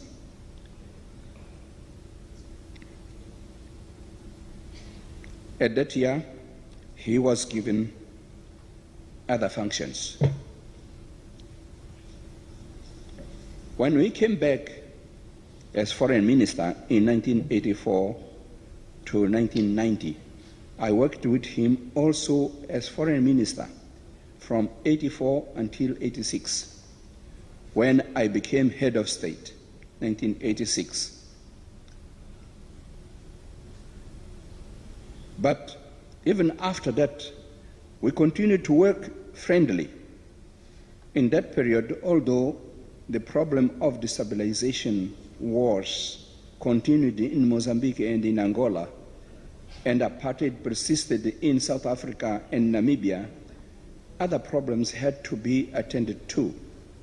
The problems of development, poverty, hunger, climate changes, relationship between the economic North and the economic South, the problems of international trade, and so on, are examples of those Ben Mkapa was able to navigate in with some easiness. Now, not only thanks to his academic preparedness, but also thanks to his long experience of having represented his country in other countries of Africa and abroad. Finally, there was the last but one period that we worked together. That was when both we were heads of state. I was head of state since 1986. He joined me at that level in 1995. It was a period that the continent had to find the most correct ways to deal with the effects of globalization, liberalization, and had to find ways to preserve as much as possible the freedom, independence, and sovereignty of its peoples and states. At that time, weakened by the imposed wars with an increasing dependency on the so-called donors, today named partners, more and more under the control of the international financial institutions, all the countries had to undertake changes in all its behaviors to become aligned with only the policies and principles that were acceptable to those who in the world detained the power. Because if you said no, they'll say, okay, go ahead, but we're out. No more relations. It was necessary to be courageous, to take decisions and measures to change the path and the direction of our policies. Sometimes we could sense the dangers, but we could not dodge them. We had to face them. We had to find ways to mitigate its bad effects while continuing to fight for better days. And this comprised the need of working together in our Southern Africa region, in our continent, in the whole economic South. I may say that although traditionally Mozambique in many occasions looked for the inspiration coming and example coming from Tanzania in its developmental processes and in the diplomatic activity, this time, due to the difficult circumstances Mozambique lived in since the proclamation of its independence, characterized by a highly destructive destabilization war and frequent natural disasters that Tanzania was not experiencing, Mozambique was the first to introduce changes. Consultations and exchange of views or opinions between the two countries were made before the changes were effected. Short of better advice, the changes took place. Taking such decisions required courage. One had to understand that if he does not become the owner of his process of change, foreign powers would impose the changes on him, and he would therefore absolutely lose control of the affairs.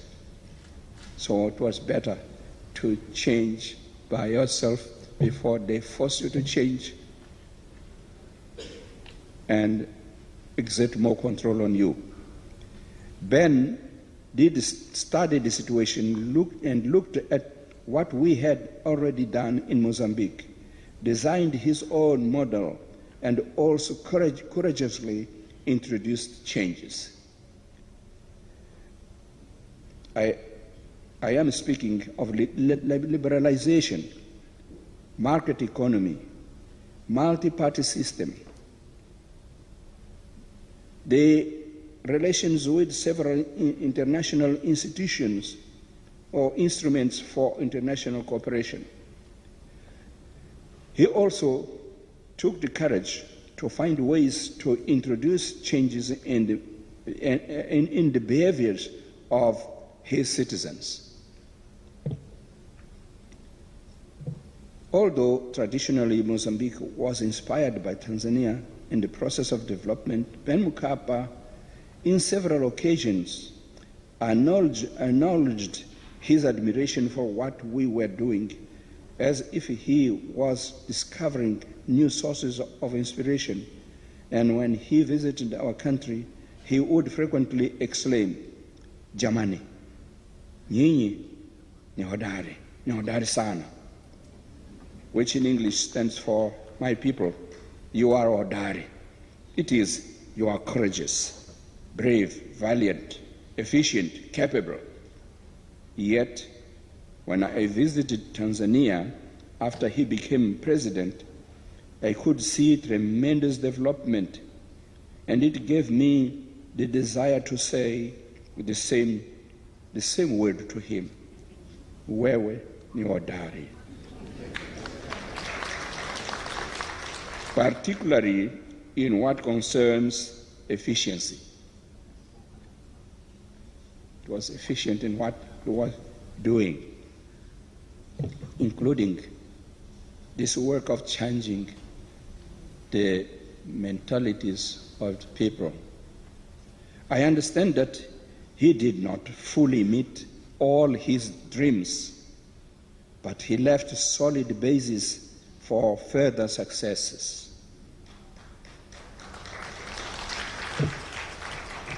That's what we witnessed when Jakaya Kikwete took over,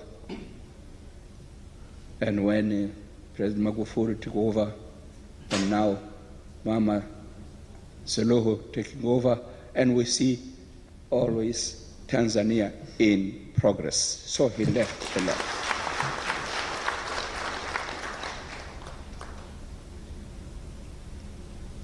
I would like to say that I admired especially the good governance he displayed and his integrity so much that before I received the Mo Ibrahim Prize, without knowing that someone was thinking of me as a possible candidate or laureate, in answering to a question, I could suggest as a candidate of the prize Benjamin Mkapa. I said, I regret that because Benjamin Mkapa is still in exercise, cannot be a candidate. That were the rules. I was thinking, who is the leader who could be deserve a prize as they are describing it? Actually, those who put me the questions, they were thinking about me. I discovered it later. And they wanted to know if I knew something about it. But I kept on looking around as who could be possibly a laureate of such a prize. And I said, Ben Mkapa. But he's still in power, and the criteria was that he should have left the government.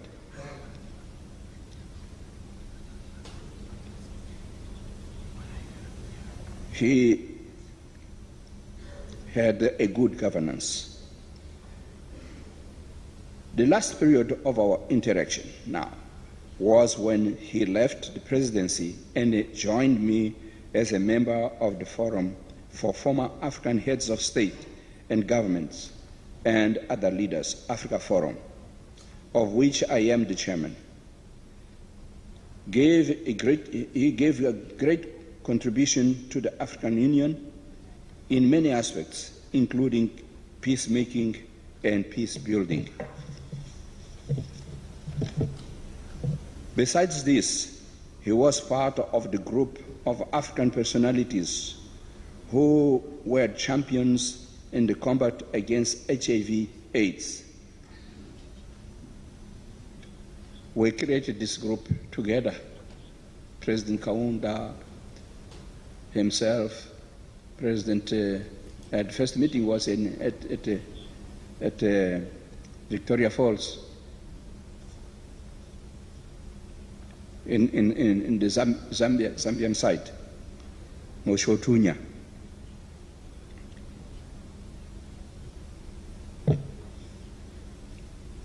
And later it was President Mohai who became the leader of that group of the champions to combat AIDS. But later, the chairmanship remained with His Excellency Nkalema Petrus Nkanti as chairperson of the Champions for AIDS, Free Generation, who in this regard had this to say on behalf of the champions. I prefer to quote because this is the same sentiment that we, the champions, have about Mkapa on this subject. And I quote, His Excellency Benjamin William Mkapa was an outstanding member of the Champions for an AIDS-free generation. His selfless commitment to the global and regional efforts to end AIDS as a public health threat are evident in his unwavering position that inspired our leaders to commit to ending AIDS as a public health threat in Africa. It is seen in his passion and engagement of issues of sustainability and financing the AIDS response and for health building the continent's future through investment in young people, their health and education, and addressing social and political determinants of the epidemic and inequalities. I may add to this that Ben believed that prevention, including male circumcision, was the only efficient and cheap way to follow in order to defeat AIDS. He said, prevention is better than cure. And he would say, we have to speak about this issue with the appropriate, the words without fear, to call the things by their names. How the disease comes, and to be in, so that people understand. We acted like that together. We're the champions. Went to different countries, including the United States of America. We went there. I hope that I gave you the essential of what brought me what brought Ben and I together, and why I will always remember him as a friend, a comrade, and a colleague. Thank you. Makofi mengi kwa mzee wetu Rais mstaafu Joakim Chissano. Asante sana Mheshimiwa Rais mstaafu Joakim Chissano kwa hotuba yako nzuri yenye kusisimua iliyotupatia historia ambayo wengi wetu tunaisikia kwa mara ya kwanza, wengine tunajifunza mengi juu ya ukaribu wa viongozi wetu ambao wamekuwa nao. Amezungumzia uhusiano wao kuanzia mwaka 66 wakati Mheshimiwa Rais Mkapa akiwa bado mhariri, baadaye wakiwa mawaziri, wakiwa marais wa nchi zetu na hata walipokuja kuwa marais wastaafu. Amezungumzia uwezo mkubwa wa Mheshimiwa Rais mstaafu Mkapa kusikiliza, ambayo ni moja ya alama ya ushupavu wa uongozi ambao ndio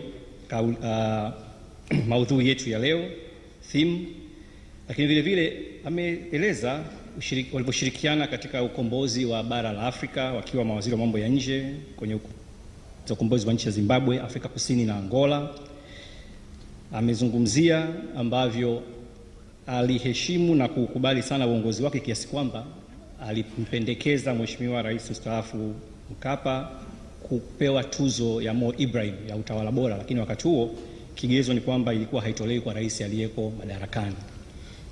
Lakini vile vile amezungumzia namna ambavyo Mheshimiwa Rais Mkapa alijipambanua waziwazi kupambana na janga la ukimwi wakati huo limeingia, na katika majadiliano yao walikubaliana kwamba wanapaswa kuwa wawazi na wakweli, ambayo ni alama ya ushupavu wa uongozi waliokuwa nao, ushupavu ambao tunauona pia kwa marais wetu tulio nao sasa, Mheshimiwa Samia Suluhu Hassan, Rais wa Jamhuri ya Muungano wa Tanzania, na Mheshimiwa Dr. Hussein Ali Mwinyi, Rais wa Zanzibar, katika kupambana na janga la uviko 19 kwa wao wenyewe kuchanja na kuongea hadharani, kuhamasisha watu wengine wote wafanye hivyo, serikali na kuhamasisha sekta binafsi.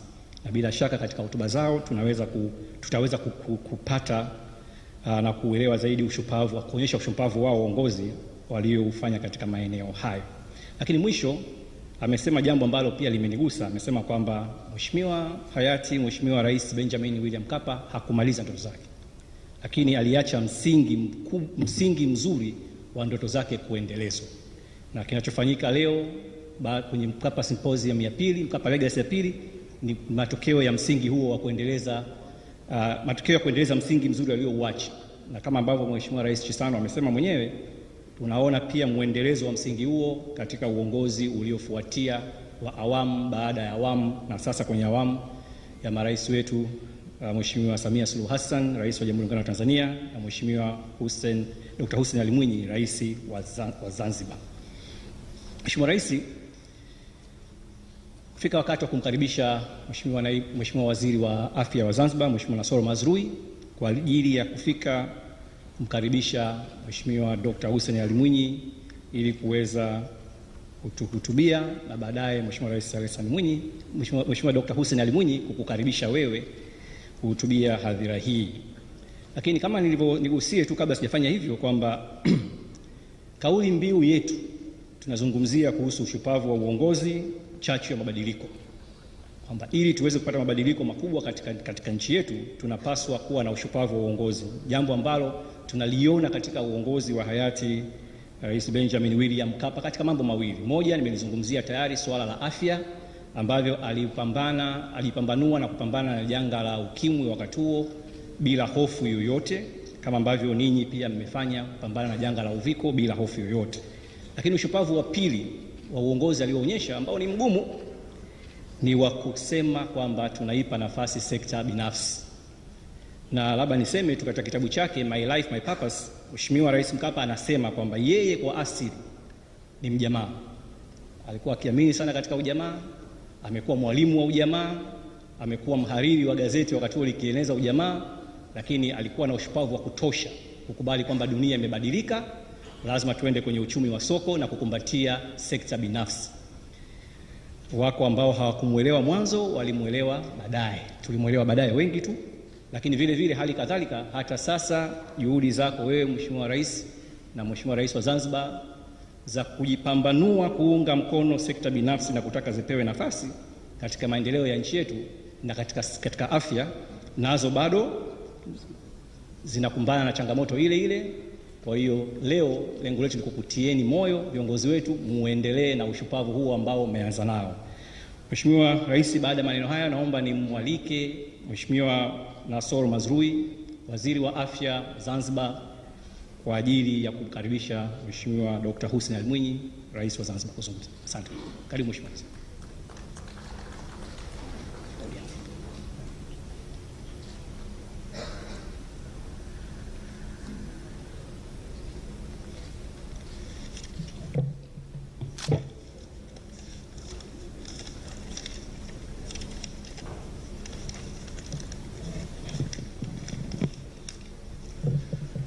Her Excellency Samia Suluhu Hassan, the President of United Republic of Tanzania, Your Excellency Dr. Hussein Ali Mwinyi, President of Zanzibar and the Chairman of the Revolutionary Council and settler of Benjamin Mkapa Foundation, Your Excellency Dr. Philip Isdore Mpango, the Vice President of the United Republic of Tanzania,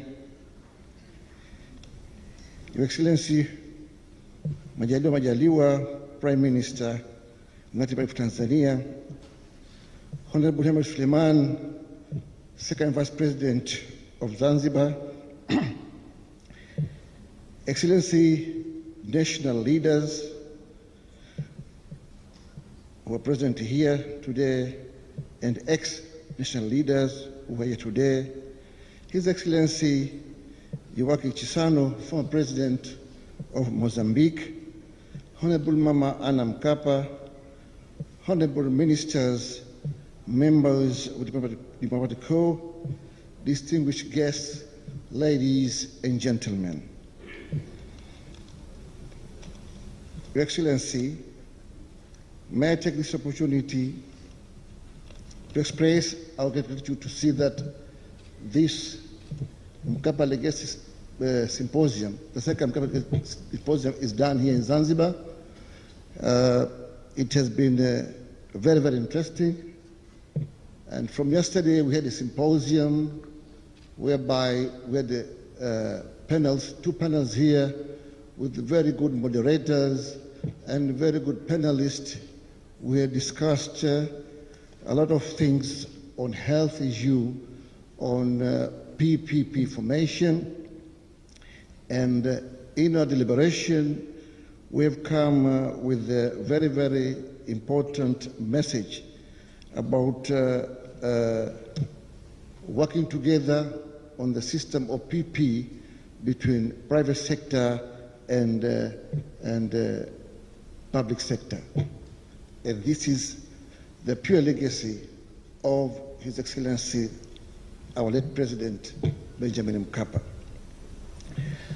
Our deliberation has been very, very clear that we should be adhered with the theme of the late President Mkapa, that healthy labor force will produce a healthy economy. A healthy labor force will produce a healthy economy. Therefore, we understand that access to quality, affordable, and acceptable health service is very important.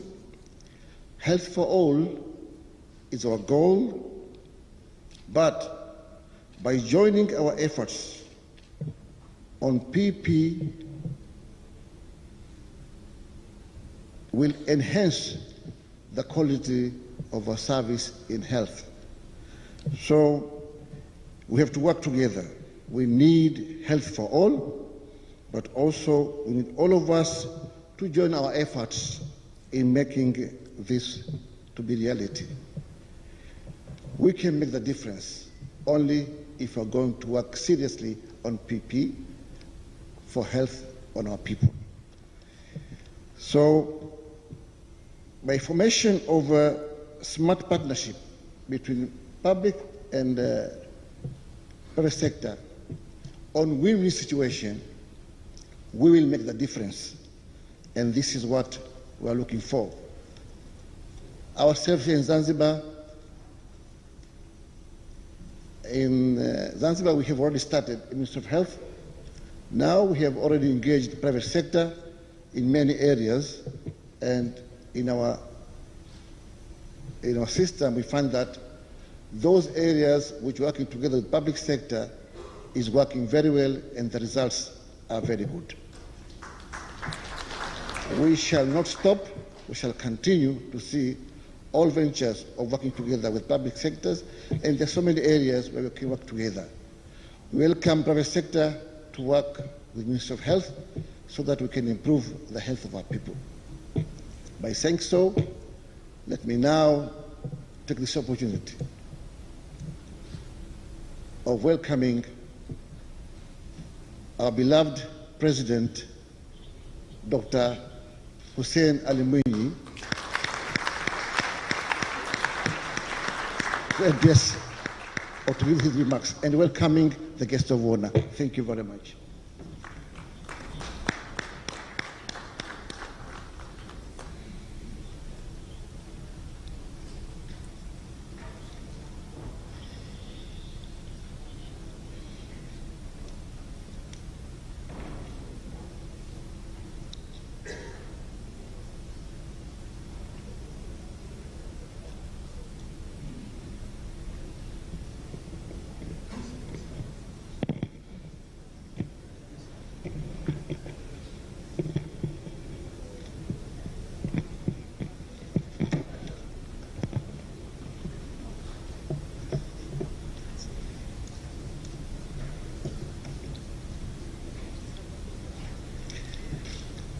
Mheshimiwa Samia Suluhu Hassan, Rais wa Jamhuri ya Muungano wa Tanzania,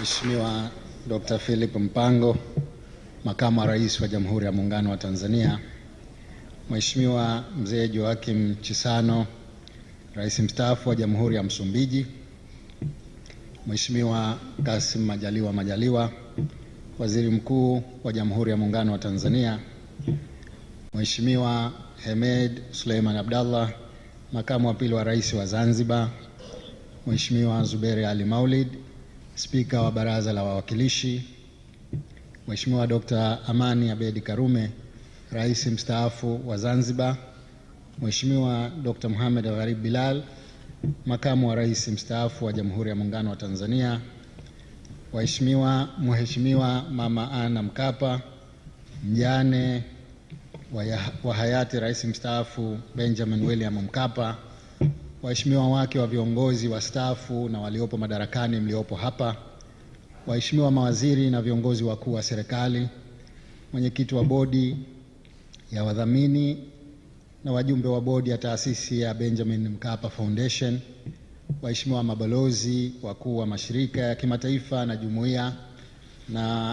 jumuiya ya wanadiplomasia, Dr. Helen Mkondia Senkoro, afisa mtendaji mkuu wa taasisi ya Benjamin William Mkapa, ndugu washiriki na wageni waalikwa, mabibi na mabwana, assalamu alaikum. Naanza kwa kumshukuru Mwenyezi Mungu kwa kutujalia afya njema na kutuwezesha kukutana hapa kwa ajili ya shughuli hii ya kulifunga kongamano hili la pili la kumwenzi hayati Benjamin William Mkapa, ikiwa ni sehemu ya kumbukizi ya pili ya hayati mzee Benjamin William Mkapa. Mtakumbuka mwaka jana wakati wa kumbukizi la kwanza nilielezea azma ya Serikali ya Mapinduzi ya Zanzibar kuwa mwenyeji wa kumbukizi ya pili ya hayati mzee Benjamin William Mkapa. Nina furaha kuona kwamba tumeweza kutekeleza ahadi yetu hiyo hapa Zanzibar kwa ufanisi mkubwa kama tunavyoshuhudia. Kwa namna ya pekee, nami nikiwa msarifu mpya wa taasisi ya Benjamin William Mkapa, nachukua nafasi hii kutoa shukrani zangu za dhati kwako Mheshimiwa Samia Suluhu Hassan, Rais wa Jamhuri ya Muungano wa Tanzania, kwa kukubali kuwa mgeni rasmi na kuhudhuria kumbukizi hii. Tunafahamu namna ratiba yako ilivyosheheni shughuli nyingi za kitaifa. Hata hivyo, kwa heshima na mapenzi makubwa ulionayo kwa mzee wetu hayati Benjamin William Mkapa pamoja na Zanzibar, umeona umuhimu wa kuhudhuria wewe mwenyewe kwenye shughuli hii. Tunakushukuru sana. Mheshimiwa mgeni rasmi na wageni waalikwa, kwa upande mwingine, natoa shukurani kwa wazee wetu marais wastaafu, Mheshimiwa Joakim Chissano, Rais mstaafu wa Jamhuri ya Msumbiji, na viongozi wastaafu wote wa Jamhuri ya Muungano wa Tanzania na Serikali ya Mapinduzi ya Zanzibar kwa kuja kuhudhuria katika shughuli hii. Ushiriki wenu umezidi kuipendezesha na kuipa uzito shughuli yetu. Tunasema asanteni sana. Natambua kwamba nyinyi mmefanya kazi na hayati mzee Mkapa kwa karibu katika shughuli mbalimbali za kikanda na kimataifa, jambo ambalo liliwezesha kujenga urafiki wa karibu baina yenu, na bila shaka mliweza kubadilishana naye mawazo katika masuala muhimu ya maendeleo na kisiasa. Tunakushukuruni sana kwa uwepo wenu, na vile vile tunamshukuru Mheshimiwa Thabo Mbeki kwa message aliyotutumia. Mheshimiwa mgeni rasmi na wageni waalikwa, nachukua nafasi hii vile vile kutoa shukrani kwa waheshimiwa marais wastaafu wa Jamhuri ya Muungano wa Tanzania na Serikali ya Mapinduzi Zanzibar kwa kuwa pamoja nasi. Shukrani zangu ziende kwa viongozi wote wa chama na serikali pamoja na wanafamilia ya Rais mstaafu Mkapa ikiongozwa na Mama Ana Mkapa. Kadhalika natoa shukrani kwa washirika wetu wa maendeleo kutoka jumuiya na taasisi mbalimbali, ofisi za kibalozi na mashirika ya kimataifa. Aidha, shukrani maalumu nazitoa kwa bodi na management ya taasisi ya Benjamin Mkapa kwa kushirikiana vyema na watumishi wa Serikali ya Mapinduzi ya Zanzibar. Kwa pamoja mkaweza kufanikisha maandalizi ya shughuli hii na hatimaye ikaweza kufanyika kwa ufanisi mkubwa kama tunavyoshuhudia. Mheshimiwa mgeni rasmi na wageni waalikwa, kumbukizi hii ya pili ina nafasi adhimu kwangu. Kwanza, ni mara ya kwanza ninakuwa mwenyeji wa kumbukizi hii. Pili, ni mara ya kwanza pia kuhudhuria kumbukizi hii nikiwa msarifu, yani settler wa taasisi ya Mkapa Foundation. Leo napenda nihadithie kwamba wakati nilipofatwa kuombwa kuwa msarifu, nilipata kigugumizi kukubali. Kigugumizi changu kilitokana na mashaka kuwa viatu ninavyovivaa ni vikubwa, ikizingatiwa kwamba msarifu wa kwanza alikuwa ni yeye mwenyewe hayati mzee Mkapa. Sikuwa na njia wala uthubutu wa kukataa dhima ya jukumu la kuwa msarifu. Nilipata nguvu zaidi ya kukubali kuongoza taasisi hii, nikitambua kuwa matunda ya kazi zinazofanywa na taasisi hii yanalenga kuimarisha ustawi wa Tanzania, na kazi njema lazima iendelezwe. Kwa hivyo kazi njema iliyoanzwa inaendelea, ikiwa pia ni njia bora na sahihi ya kumwenzi na kumkumbuka mzee Mkapa. Kwa kutambua dhima na ukubwa wa jukumu nililorithi, nimejizatiti kwa kadri ya uwezo wangu kuongoza taasisi hii na kuhakikisha kwamba dira na dhamira ya kuanzishwa kwake inafikiwa. Mheshimiwa mgeni rasmi na wageni waalikwa, Serikali ya Mapinduzi ya Zanzibar imeweka kipaumbele cha kuimarisha ushirikiano na sekta binafsi pamoja na asasi za kiraia. Vile vile suala la ushirikiano baina ya serikali na sekta binafsi limehimizwa katika dira ya maendeleo ya Zanzibar ya mwaka 2050, ilani ya Chama cha Mapinduzi ya mwaka 2020-2025 pamoja na mipango mingine ya maendeleo ya kitaifa. Ninaendelea kufarijika kwa namna ambavyo sekta binafsi zikiwemo asasi za kiraia zinavyoendelea kushirikiana na serikali katika utekelezaji wa mipango yetu ya maendeleo. Natoa shukrani maalum kwa viongozi pamoja na watendaji wa taasisi ya Benjamin William Mkapa kwa ushirikiano wanaoendelea kuutoa kwa serikali zetu zote mbili katika kuimarisha huduma mbalimbali hasa katika sekta ya afya. Kwa upande wa Zanzibar, taasisi hii inafanya kazi kwa karibu na Wizara ya Afya katika kuimarisha mifumo ya utoaji wa huduma, utoaji wa mafunzo na hivi sasa katika kutekeleza mipango itakayotuwezesha kuanzisha bima ya afya hapa Zanzibar. Ni vyema asasi nyingine za kiraia zikaiga mfano huu. Mheshimiwa mgeni rasmi na wageni waalikwa, ushirikiano mzuri uliokuwepo baina ya serikali na sekta binafsi umesaidia sana katika juhudi zetu za kupambana na maradhi ya uviko 19. Taasisi mbalimbali zinaendelea kushirikiana na serikali katika upatikanaji wa vipimo, vifaa tiba, utoaji wa chanjo, elimu ya kinga pamoja na ukusanyaji wa takwimu katika maeneo mengine mengi. Mafanikio haya yamezidisha imani ya wananchi juu ya umuhimu wa serikali kushirikiana na sekta binafsi sio tu katika uwekezaji bali pia katika utoaji wa huduma za jamii. Mheshimiwa mgeni rasmi na wageni waalikwa, mabibi na mabwana, wakati tunamkumbuka marehemu Mzee Mkapa, nachukua nafasi hii kugusia kidogo kuhusu falsafa na wosia aliotuachia kuhusu ujasiri na changamoto za kufanya mageuzi.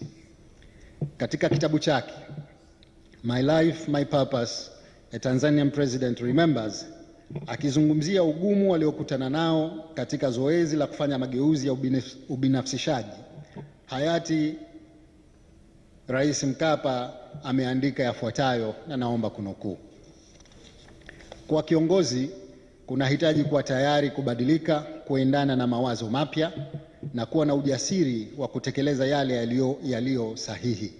Mwisho wa kunukuu.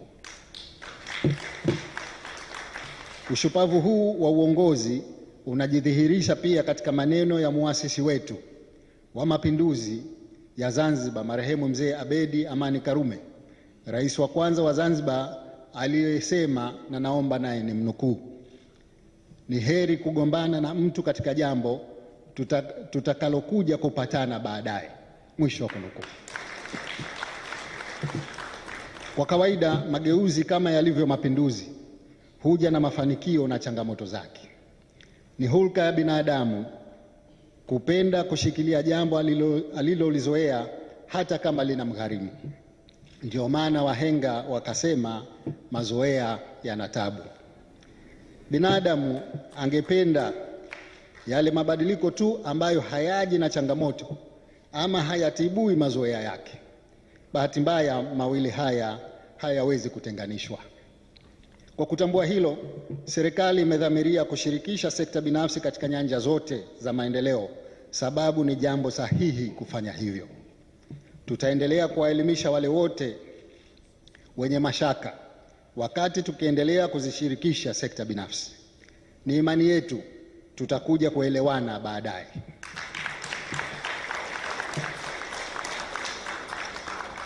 Wale ambao watapata ugumu kutuelewa, fikra na matendo yetu watakuja kuyaelewa matokeo watakapoyaona.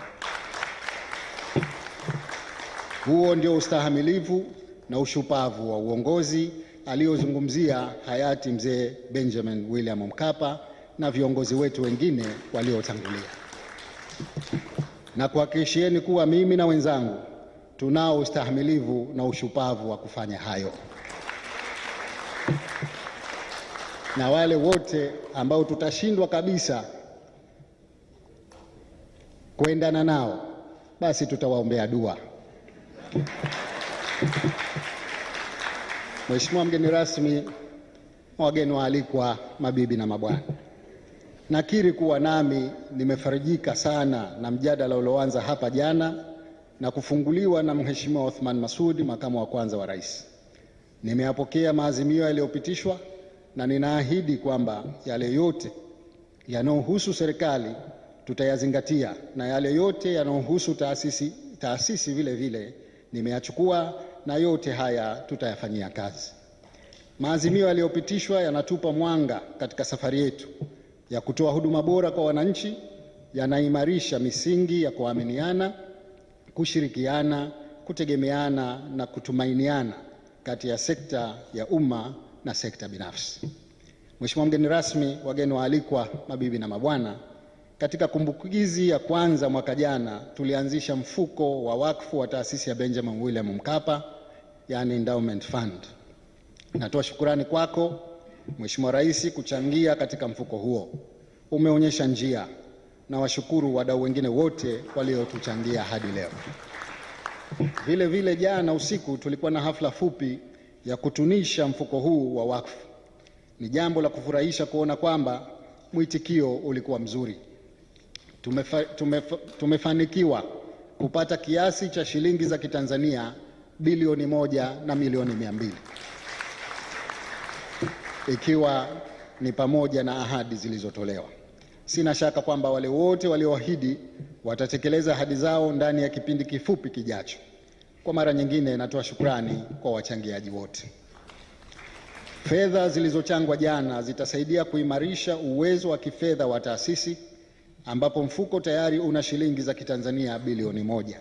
Kwa hivyo fedha hizo pamoja na zile zinazotolewa na wahisani mbalimbali zitakuwa na mchango mkubwa katika utekelezaji wa mipango yetu ya kutanua wigo wa utoaji wa huduma, hasa katika maeneo ambayo hayakuwa yakipata ufadhili. Ni matumaini yangu kwamba kwa kutambua kazi inayofanywa na taasisi hii katika kuimarisha ustawi wa wananchi, hamtochoka kushirikiana nasi katika kuutunisha mfuko wa taasisi hii hadi pale utakapokuwa na uwezo wa kujiendesha wenyewe kwa ufanisi. Mheshimiwa mgeni rasmi, wageni waalikwa, mabibi na mabwana, kwa mara nyingine tena naomba nitumie fursa hii kuwashukuru wadau wetu wa maendeleo ambao wanaendelea kushirikiana na taasisi hii tangu ilipoanzishwa. Kutokana na michango yenu ambayo sasa imeshafikia takriban bilioni 230 kwa miaka 16 iliyopita, tumeweza kutekeleza kwa mafanikio makubwa programu mbalimbali zilizowafikia wananchi katika mikoa tofauti ya Tanzania bara na hapa Zanzibar. Wadau hao ni pamoja na USAID, Global Fund, Irish Aid, UKFCDO, Walter Reed, UNICEF, UNFPA, UNAIDS, AVAC, Abbott Fund, serikali ya Norway, ubalozi wa Japan na wengineo. Imani yetu ni kwamba mtaendelea kushirikiana nasi katika kupanga na kutekeleza mipango mbalimbali. Michango yenu ni mithili ya mbegu katika taasisi yetu. Inajenga taasisi yetu kimifumo, kiutaalamu na uwezo wa kujisimamia yenyewe siku zijazo. Nikiwa msarifu wa taasisi hii, na wahakikishia kuwa kila senti mnayoitoa itatumika vizuri na kwa malengo yaliyokusudiwa kama ambavyo tumekuwa tukitekeleza siku zote. Taasisi hii ni taasisi makini, inayowajibika na inasimamiwa na kuendeshwa kwa weledi. Muhimu zaidi, imejengwa juu ya mwamba imara wa fikra na falsafa za hayati mpenda wetu Rais mstaafu Benjamin William Mkapa. Tunamwomba Mwenyezi Mungu aiwezeshe taasisi hii kutimiza malengo ya kuanzishwa kwake na aijaze baraka na neema nchi yetu. Baada ya maneno hayo, sasa kwa heshima na taadhima, naomba nikukaribishe Mheshimiwa Rais uzungumze na hadhara hii. Karibu sana.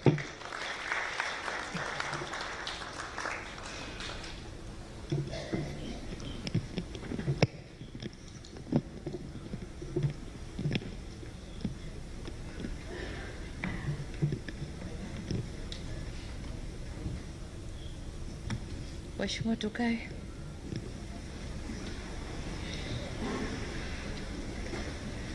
Mheshimiwa Philip Isdor Mpango, Makamu wa Rais wa Jamhuri ya Muungano wa Tanzania, Mheshimiwa Dr. Hussein Ali Mwinyi, Rais wa Zanzibar na Mwenyekiti wa Baraza la Mapinduzi na msarifu wa Taasisi ya Benjamin William Mkapa, Mheshimiwa Kassim Majaliwa, Waziri Mkuu wa Jamhuri ya Muungano wa Tanzania, Mheshimiwa Hemed Suleiman, Makamu wa Pili wa Serikali ya Mapinduzi Zanzibar, Mheshimiwa Mzee Joakim Chissano, Rais mstaafu wa Jamhuri ya Msumbiji, viongozi wastaafu, mstaafu Rais wa Zanzibar Dr. Amani Karume, Makamu wa Rais mstaafu Dr. Bilal, Mheshimiwa Sumai, Waziri Mkuu mstaafu. Nitambue pia uwepo wa Mheshimiwa Spika wa Baraza la Wawakilishi, Mheshimiwa Mwanasheria Mkuu wa Zanzibar, lakini kwa mbali nimemwona Gavana wa Central Bank ya Tanzania yuko pamoja nasi hapa.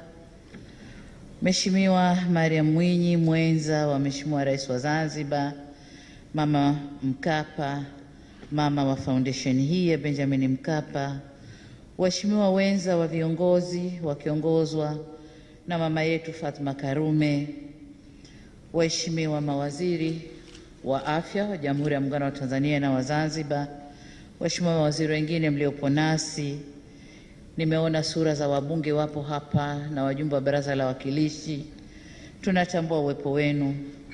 Dr. Adeline Kimambo, mwenyekiti wa bodi ya wadhamini na wajumbe wa bodi ya taasisi ya Benjamin William Mkapa, waheshimiwa mabalozi wakuu wa mashirika ya kimataifa na jumuiya ya wanadiplomasia, Dr. Ellen Senkoro, afisa mtendaji mkuu taasisi ya Benjamin William Mkapa, ndugu washiriki na wageni waalikwa, ndugu zangu wanahabari, mabibi na mabwana, Jamhuri ya Muungano wa Tanzania. Nami niongeze sauti yangu kwenye kumshukuru Mwenyezi Mungu aliyetujalia kufika hapa na kufanya lile tulilolipanga leo la kumwenzi hayati Rais Benjamin William Mkapa.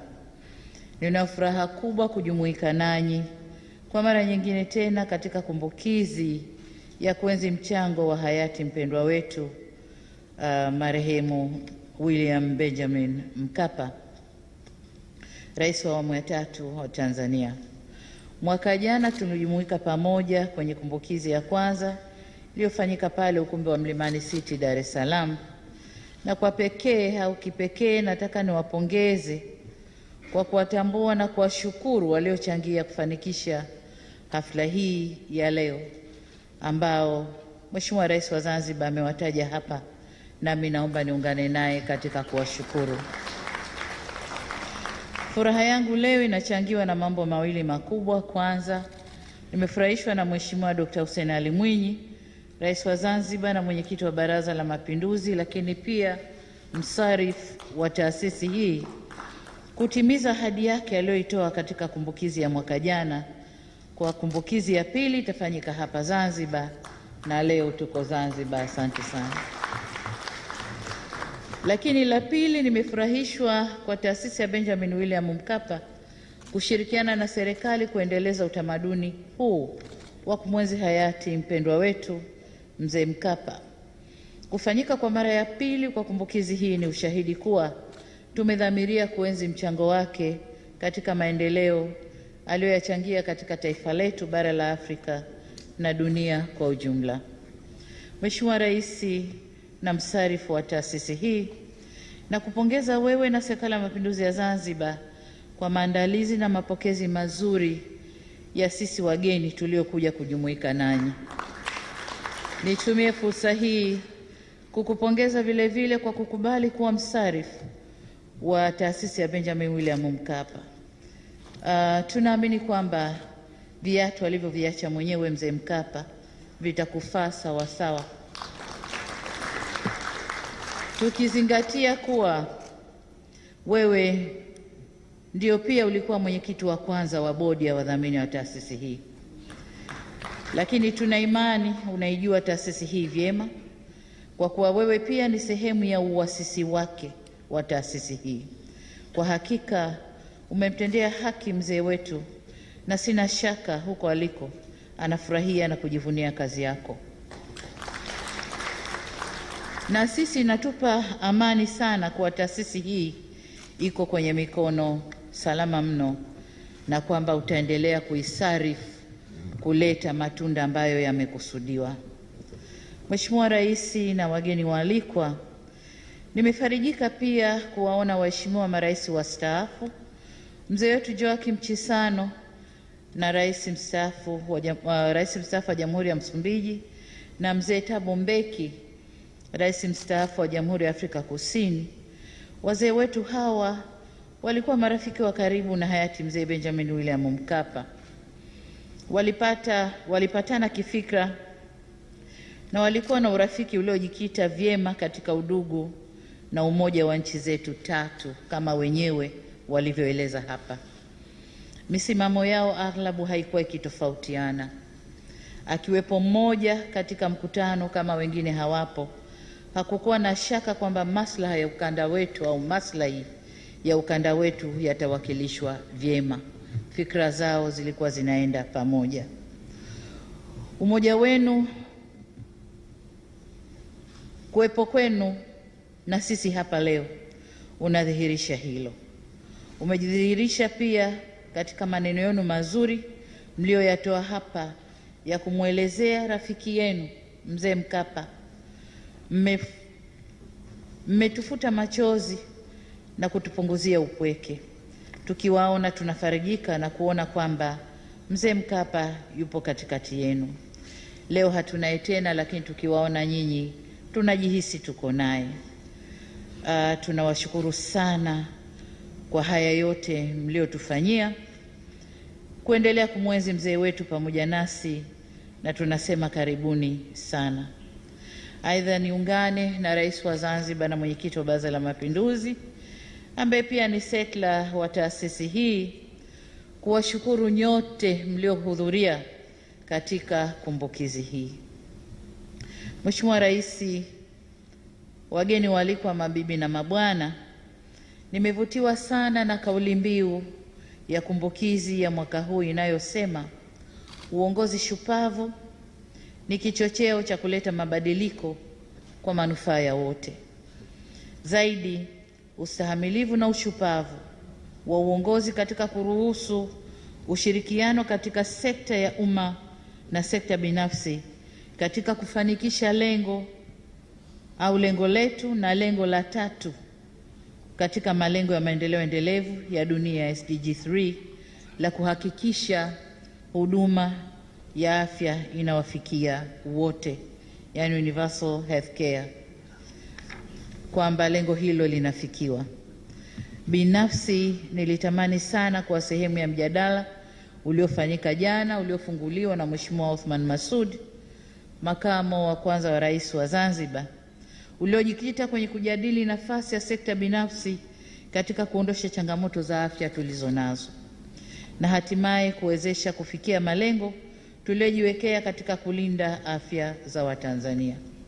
Matamanio yangu hayo yanatokana na imani kuwa ikiwa tunataka kwenda kwa kasi na kufikia lengo letu la 2030 la afya bora kwa wote, basi hatuna budi kubadili mtazamo wetu kuwa tunaweza kulifanya hilo peke yetu.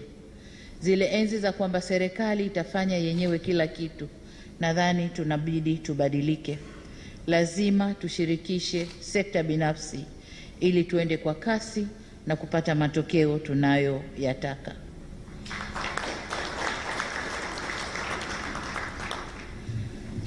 Mzee Chisano alimsifia vyema mzee Mkapa kwa kuleta mageuzi wakati wa globalization, lakini pia liberal economy au market economy. Hati mzee Mkapa alikuwa muumini thabiti wa ubia kati ya serikali na sekta binafsi katika kutatua changamoto zinazotukabili. Alihubiri sana juu ya hili na pia aliutangulia wakati, sababu wakati ule bado nchi yetu ilikuwa ina imani ya kijamaa isiyoamini kushirikiana na private sector, lakini yeye alikuwa na uthubutu wa kutushawishi kufanya kazi na private sector au sekta binafsi. Yumkini wakati ule hatukumuelewa sana, lakini sasa tunaendelea kumwelewa vyema. Muhimu zaidi, alikuwa na ushupavu wa uongozi katika mabadiliko hayo, pamoja na kwa yeye binafsi alikuwa muumini thabiti wa ujamaa, ila kwa wakati ule kama ilivyosema, nchi ikiwa na imani ya ujamaa isiyoamini sekta binafsi. Nakumbuka katika hotuba yake aliyoitoa katika halmashauri kuu ya CCM tarehe 5 Agosti mwaka 2004 kule Dodoma, alizungumzia ushupavu wa uongozi unaohitajika katika karne ya 21. Katika hotuba ile, pamoja na mambo mengine mengi, Mzee Mkapa alituasa kuwa, na hapa naomba ninukuu, alisema kwamba uongozi shupavu hauogopi kubadili mkakati iwapo ni lazima kufanya hivyo. Uongozi shupavu hauogopi kubadili mkakati iwapo ni lazima kufanya hivyo. Akaendelea kusisitiza kuwa tukishaamua sera tunahitaji ujasiri wa kutenda na sio wa maneno. Ukiwepo ubishi, uwe wa kasi na ubora wa utendaji na sio tena ubishi wa sera ambao tulikushaiamua. Hapo ni mwisho wa kunukuu. Kwa hiyo ukisoma kwenye mistari ya maneno hayo, Mzee Mkapa aliusoma wakati tulionao leo. Bado tunaendelea kubishana na sera badala ya kubishana kwenye kasi na ubora wa utendaji wetu, lakini tukikumbatia sekta binafsi. Bado hatuyaamini kwamba sekta binafsi ni mshirika muhimu katika kuleta maendeleo ya Tanzania. Waheshimiwa wageni waalikwa, nimerejea maneno hayo ya mzee wetu hayati Benjamin William Mkapa kuonesha maono yake katika ushupavu na ustahimilivu katika uongozi. Hakuogopa kutuambia ukweli kwa dunia ya sasa ni dunia ya uchumi wa soko na kwamba ubia na sekta binafsi ni jambo lisiloepukika. Sasa tumelitambua hilo na kuliainisha katika mikakati yetu ya maendeleo ya kitaifa ndani ya nchi yetu, ikiwemo pia katika mpango mkakati wa 5 wa sekta ya afya au Health Sector Strategic Plan HSSP5. Tumetamka wazi kuwa tutashirikisha na kushirikiana na sekta binafsi zikiwemo pia asasi za kiraia katika kufikia malengo yetu ya maendeleo, ikiwa ni pamoja na kuwafikishia wananchi wote huduma bora ya afya popote walipo na kwa gharama wanazozimudu. Hapa ndipo tulipo. Ni tamko letu la mpango mkakati wetu wa afya wa miaka 5 ambao tunakwenda kumalizia mwaka 2026. Lakini ni vyema tukajitazama tumefikia wapi kwenye mkakati huu. Lakini niwapongeze sana Zanzibar kwa kuanza vyema kushirikisha private sector katika kutoa huduma za afya kwa wananchi. Kabla sikuingia ndani ya ukumbi huu, nilipitia mabanda ya maonyesho na nikakutana na taasisi kadhaa ambazo zinasaidiana na serikali katika kusukuma huduma bora za afya kwa wananchi. Nadhani ni wakati mwafaka Tanzania yote sasa kuingia katika mwono huo. Tokea tuzindue mkakati huu tarehe 17 Juni 2021, sasa ni mwaka mmoja. Yafaa tujiulize, je, tumepiga hatua kiasi gani katika kushirikisha na kuweka mazingira mazuri kwa sekta binafsi kushiriki katika ubia na serikali katika utoaji wa huduma bora za afya? Tumepiga hatua kiasi gani? Je, tunashirikiana na kushirikisha sekta binafsi katika tija za kimkakati za maendeleo ya kiuchumi kwenye kuongozwa au yenye kuongozwa na vielelezo na sio hoja tu zisizotusogeza mbele? Vipi kuhusu matamko ya viongozi wetu mbalimbali juu ya ukuu wa serikali katika kutekeleza mkakati huu au utoaji wa huduma za afya? Je, maneno na matendo na maandiko yetu yanaendana na utekelezaji wa mpango mkakati wa sekta ya afya? Ni maswali ambayo tunabidi tujiulize. Ni mara kadhaa tunashuhudia sekta binafsi wanakuja kutaka ushirikiano na serikali, lakini kama ninavyosema kila siku, wanazungushwa mpaka wanakata tamaa, wanaondoka. Nilishapokea maombi, sekta binafsi inataka kuweka mitambo ya vipimo vya afya katika maeneo kadhaa Tanzania. Hakuna anayewasikiliza wala hawakaribishwi kuambiwa basi karibuni, mkakati unasema hivi, njoni tupange tunafanya vipi. Kwa hiyo sio kwa afya tu, hata maeneo mengine hali ni hiyo hiyo. Je, yale tunayoyasema midomoni kufanya kazi na private sector, lini tutayarealize? Lini tutajipanga kuona yanatokea? Sina shaka mtakubaliana nami kuwa bado tuko kule alipozungumzia hayati Mzee Mkapa, kwenye ujasiri wa maneno badala ya ujasiri wa kutenda. Bado baadhi yetu tunaopaswa kutekeleza hili tumelemewa na kasumba ya kutoamini sekta binafsi. Hatuna budi kutoka huko. Ndio sababu nimefurahishwa sana kwa kumbukizi hii imetukumbusha wajibu wetu na umuhimu wa ushupavu wa uongozi katika kuyafikisha mabadiliko hayo. Kwa sasa serikali yetu imejipambanua wazi kushirikiana na sekta binafsi kwa tija na kwa mkakati bayana na kwa maslahi mapana ya taifa letu. Huwa nayasema haya kila ninapopata fursa ya kuzungumza na wafanya biashara na wawekezaji ndani au nje ya nchi, kwamba tumejipambanua na tuna mkakati wa kufanya kazi na private sector. Kwa maneno yetu yaendane na vitendo vyetu. Kwa ajili hiyo, nitafurahi sana kupokea majumuisho. Mwenzangu Rais wa Zanzibar anasema ameshapokea. Sisi muungano bado, na tutafurahi sana kuyapokea majumuisho yatokanayo na mjadala huu mlioyafanya jana, ili kwa pamoja tuweze kuyafanyia kazi. Nina taarifa kwamba mawaziri wa afya, makatibu wakuu na wataalamu mbalimbali wa pande zetu mbili za muungano walikuwepo kwenye mjadala.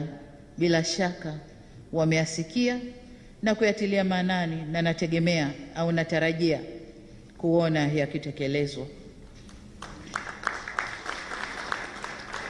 Kwa upande wa sekta binafsi, natarajia nao wataitikia wito wetu na kutoa ushirikiano, na kwamba watazingatia kuwa afya ni staili ya umma, ni public good na sio biashara pase. Hivyo lazima mzingatie urari kati ya kupata faida kiasi na kuwekeza katika kutoa huduma endelevu za afya kwa wananchi, na kuwekeza pale kwenye mahitaji makubwa zaidi kwa maslahi ya umma. Daima tusipoteze lengo kuu ambalo ni kufikisha huduma bora ya afya kwa wote, popote na kwa gharama inayohimilika. Mheshimiwa Rais, wageni waalikwa, mniruhusu sasa nijielekeze kwenye kuwapongeza taasisi ya Benjamin William Mkapa kwa ushirikiano wake mkubwa inayoendelea kuipatia serikali, hususan katika uimarishaji wa mifumo ya afya, yani health system strengthening, na zaidi kwenye suala la kuongeza wataalamu na watumishi katika sekta ya afya. Huko ndiko ambako bado tuna changamoto ya uhaba wa watumishi kwa zaidi ya 50%. Kupitia taasisi hii kwa miaka 16 sasa, watumishi wa afya wa kada mbalimbali wapatao 10,041 wakiwemo kada za madaktari, wauguzi, matabibu, wa famasia na kadhalika, pamoja na wahudumu wa afya ngazi ya jamii wamesambazwa kote nchini. Watumishi hawa wameongeza tija na ufanisi katika utoaji huduma bora za afya kwa wananchi wa Tanzania. Waheshimiwa wageni waalikwa, natambua kwamba serikali za pande zote mbili, Tanzania bara na Zanzibar, zimewekeza na zinaendelea kuwekeza katika miundombinu ya sekta ya afya. Hivyo hatuna budi kutilia mkazo kwa usawa ule ule kuwekeza katika rasilimali watu kwenye hospitali na vituo vya tiba vinavyojengwa na kukarabatiwa. Katika hili, kwa mwaka wa fedha 2021/22, serikali ya Jamhuri ya Muungano wa Tanzania imeweza kutoa vibali vya ajira za watu 9,262, na hii ndio ya karibuni, lakini tumekuwa tukiajiri kila hali ya uchumi ilipokuwa inaruhusu, na tutaendelea kutoa ajira hizo kadri hali ya uchumi itakavyoimarika. Halikadhalika, maeneo mengi duniani zikiwemo nchi za bara la Afrika zimewekeza pia katika mbinu zilizo nafuu za kutumia wahudumu wa afya ngazi ya jamii, community health workers, na wameweza kupata matokeo chanya kama tulivyoonyeshwa pia na taasisi hii ya Benjamin Mkapa.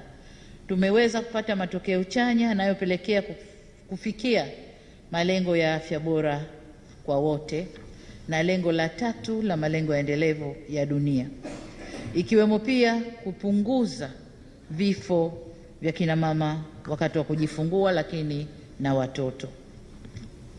Nasi kupitia mikakati na miongozo ya kitaifa na kisekta tumekwisha bainisha umuhimu wa kuwekeza katika rasilimali watu wa sekta ya afya kwenye jamii na vituoni.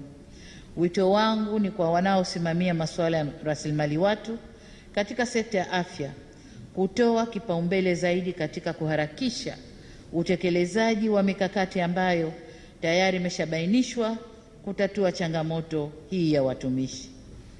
Aidha, ushirikiano wa serikali na asasi za kiraia zikiwemo taasisi za Benjamin Mkapa na sekta binafsi pamoja na wadau wa maendeleo uendelee kuimarishwa katika eneo hili la rasilimali watu kwa nia ya kuweza kufikia malengo ya kitaifa na kimataifa ifikapo mwaka 2030. Nirudie kwamba taasisi ya Benjamin Mkapa imeendelea kuwa wabia wazuri wa serikali na mmetunga mkono siku zote.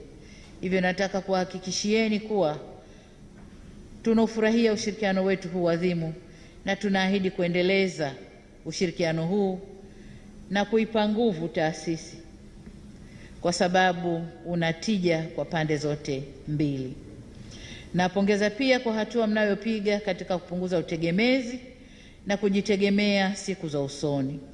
Amesema Rais wa Zanzibar ambaye pia ni msarifu wa taasisi kwamba mwaka jana tulifanya kuchangishana na mfuko, mpaka taarifa ya mwisho napata, mfuko huu una kiasi cha shilingi bilioni 1, na kwa mchango wa jana tuliochangishana zimepatikana tena bilioni 1 na milioni 200. Kwa hiyo mfuko umejisogeza kidogo. Tutaendelea kuchangia ili muweze kufanya yale mlioyakusudia, na niseme hongereni sana kwa kuweza kutunisha mfuko wa taasisi. Nami nitumie fursa hii kuwatia shime wale wote walioahidi na wale ambao bado hawajatoa ahadi zao za kuchangia. Walioahidi wachangie kama walivyoahidi, na ambao hawajaahidi basi waende waahidi na wachangie. Sambamba na hilo, kilichonivutia zaidi pia ni mpango wenu wa kujenga jengo la kitega uchumi la Mkapa Health Plaza katika eneo la Kawe pale Dar es Salaam. Huu ni mkakati mzuri na ninawatakia kila laheri. Hayati Mzee Mkapa aliamini sana katika kujitegemea. Nafarijika kuona kuwa msarifu na taasisi nanyi mnafata barabara aliyoijenga. Mheshimiwa Rais, waheshimiwa viongozi na wageni waalikwa, kabla sijahitimisha, nimpongeze Mama Ana Mkapa. Ninafurahi kukuona ukiwa imara. Wiki 2 zilizopita Mama Mkapa alinipa heshima ya kuwa mgeni rasmi katika maadhimisho ya 25 ya mfuko wa fursa sawa kwa wote, au mfuko unaoitwa Equal Opportunity for All Trust Fund au EOTF. Nilitumia fursa ile kumshukuru hadharani kwa kunihimiza kugombea nafasi ya kisiasa, na ikawa ndio mwanzo wa kuingia kwenye siasa. Na nilipoingia Mzee Mkapa naye hakunitupa. Kwa hiyo kwa ujumla naweza kusema familia hii imechangia sana katika malezi na ukuaji wangu kisiasa. Nikuhakikishie Mama Mkapa kuwa tutaendelea kuwatunza na kuwaenzi kwa mchango wenu mkubwa katika nchi hii. Hayati mzee wetu hayupo nasi tena kimwili, lakini amebaki nasi kifikra. Tutaendelea kufaidika na mchango wake mkubwa kwa taifa letu. Tunaendelea kuvuna hekima na yale aliyotuachia wakati wa uongozi wake. Hakika alitimiza wajibu wake hapa duniani. Tuliobaki hatuna jingine zaidi ya kumshukuru Mwenyezi Mungu kwa zawadi ya maisha ya mzee wetu. Mwenyezi Mungu aiweke roho yake mahali pema peponi na apumzike kwa amani. Amen. Baada ya kusema hayo, nawashukuru sana, asanteni kwa kunisikiliza, na nawaaga kwa Jamhuri ya Muungano wa Tanzania. Asanteni sana.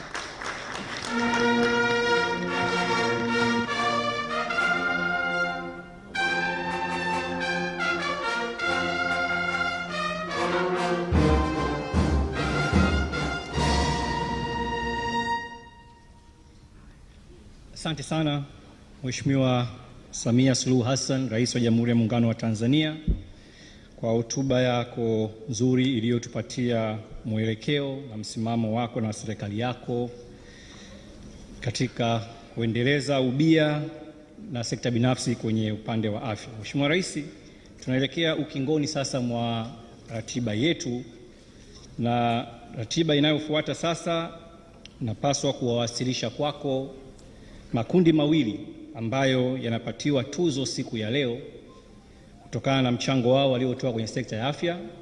Nitaanza kwanza kwa kutoa maelezo yao makundi yote mawili kwa pamoja, alafu nitaomba niwawasilishe kwako kundi moja baada ya lingine ili uwapatie tuzo na upige nao picha.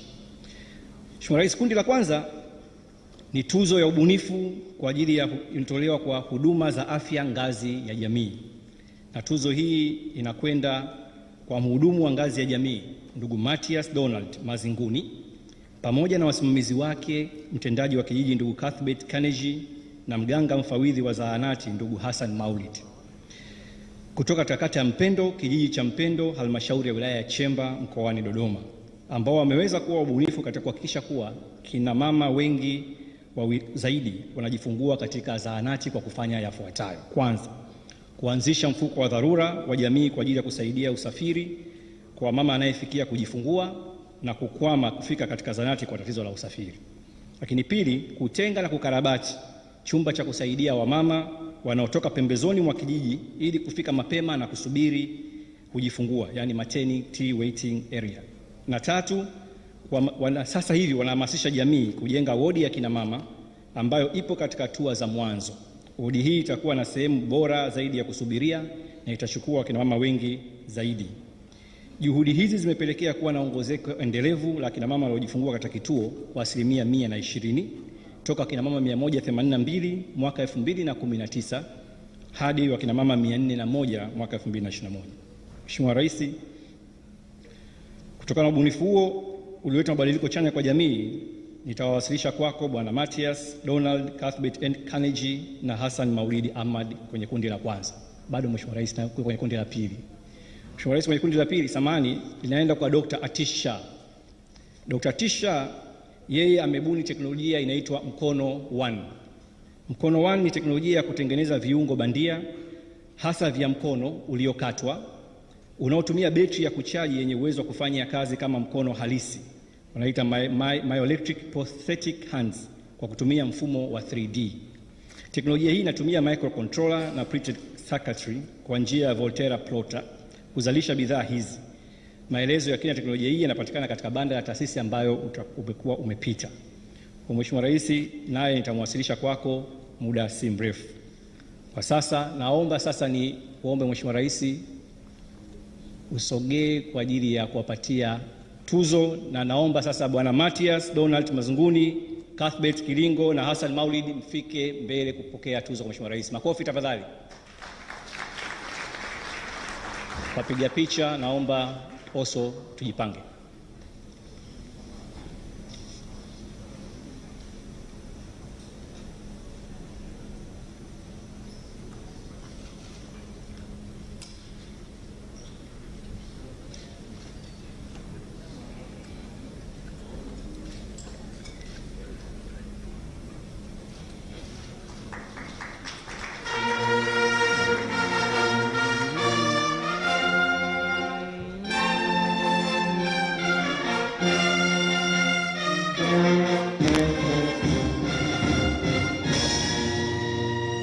Dr. Atisha, naomba pia ufike jukwaa kuu kwa ajili ya tupokea tuzo na kupiga picha.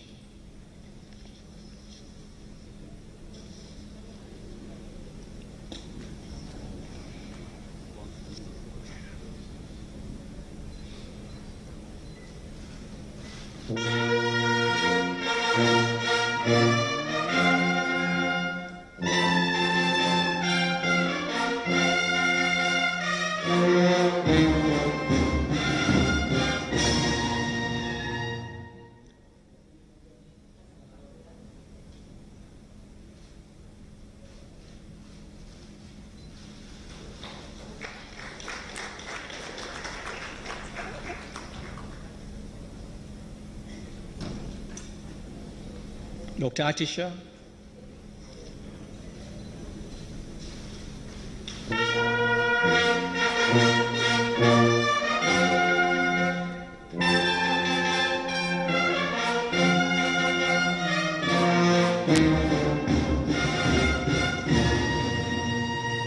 Asante sana Mheshimiwa Rais, na pongezi kwa waliopata. Sasa naomba nimkaribishe mwakilishi wa familia ya Rais mstaafu hayati Benjamin William Mkapa kwa ajili ya kutoa salamu za shukrani. Karibu sana ndugu yetu Bwana Erio.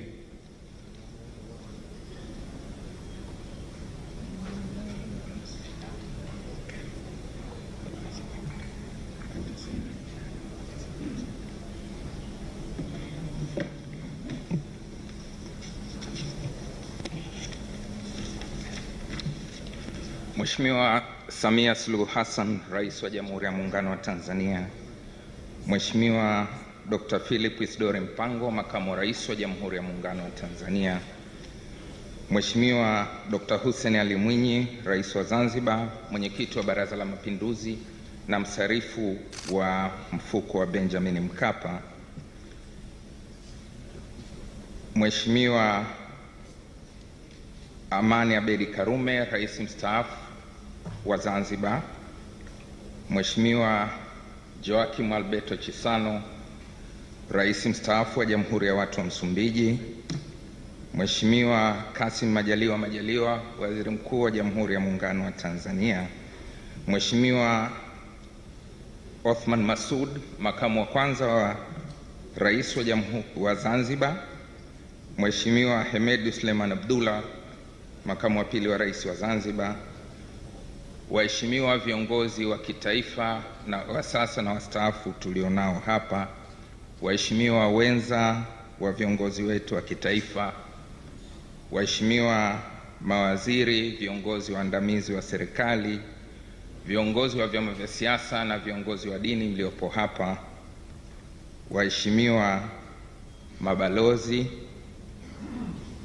Dr. Adeline Kimambo, mwenyekiti wa bodi ya wadhamini ya Mkapa Foundation, Dr. Ellen Mkondia Senkoro, mtendaji mkuu wa Benjamin Mkapa Foundation, wawakilishi kutoka sekta binafsi, ndugu zangu waandishi wa habari, wageni waalikwa, mabibi na mabwana, na wasalimu kwa jina la Jamhuri ya Muungano wa Tanzania.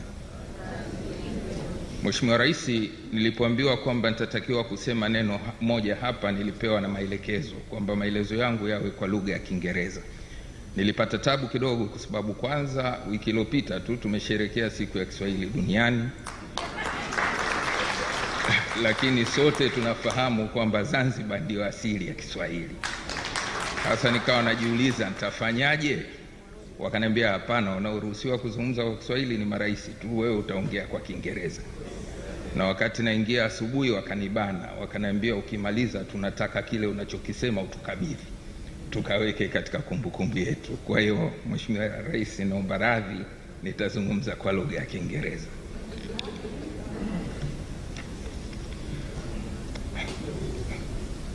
May I express our heartfelt gratitude to you, Your Excellency, the President Samia Suluhu Hassan, for having set aside your busy and demanding schedule in order to come and be part of this memorable moment in commemorating the life of the third President of the United Republic of Tanzania, our beloved leader, husband, father, and uncle, the late Benjamin Mkapa. All of us here understand that a president in a country like ours with executive presidency is the busiest person.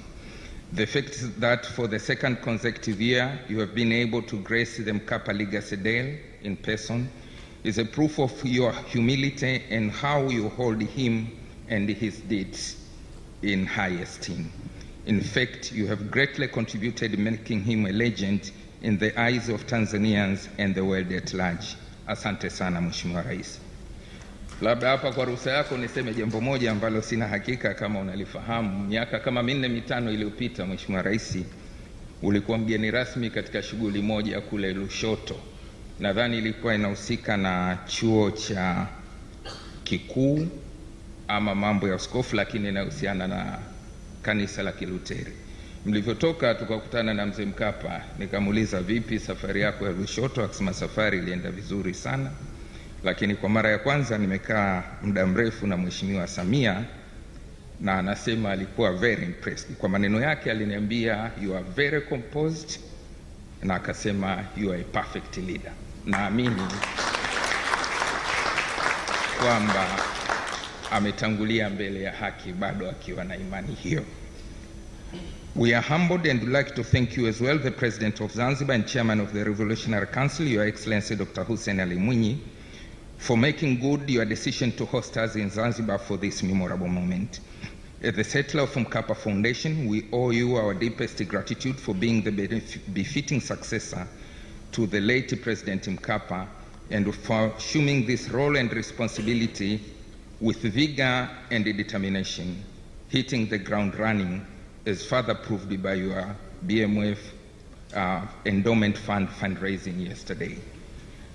You led the way as the founding chairman of the Board of Trustees of the Mkapa Foundation for over 5 years, and now you are back as a settler, a fact which you will always cherish. Your close relationship and alliance with our beloved, the late President Mkapa, and those who stood for his cause is commendable. Tunakushukuru sana, Mheshimiwa Rais Mwinyi.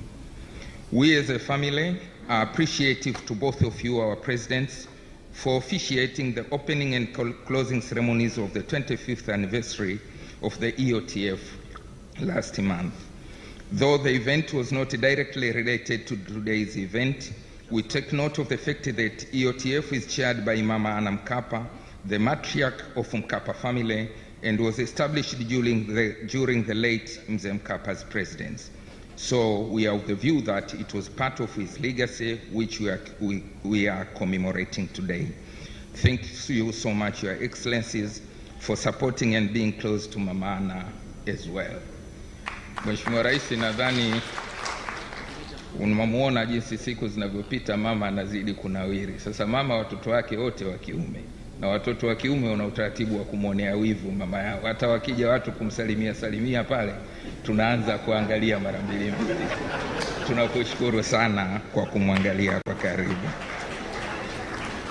We extend our gratitude as well to Your Excellency former President Joachim Chissano for making time to come and participate in this event. We know the long time closeness you had with your brother and colleague, the late former President Mkapa.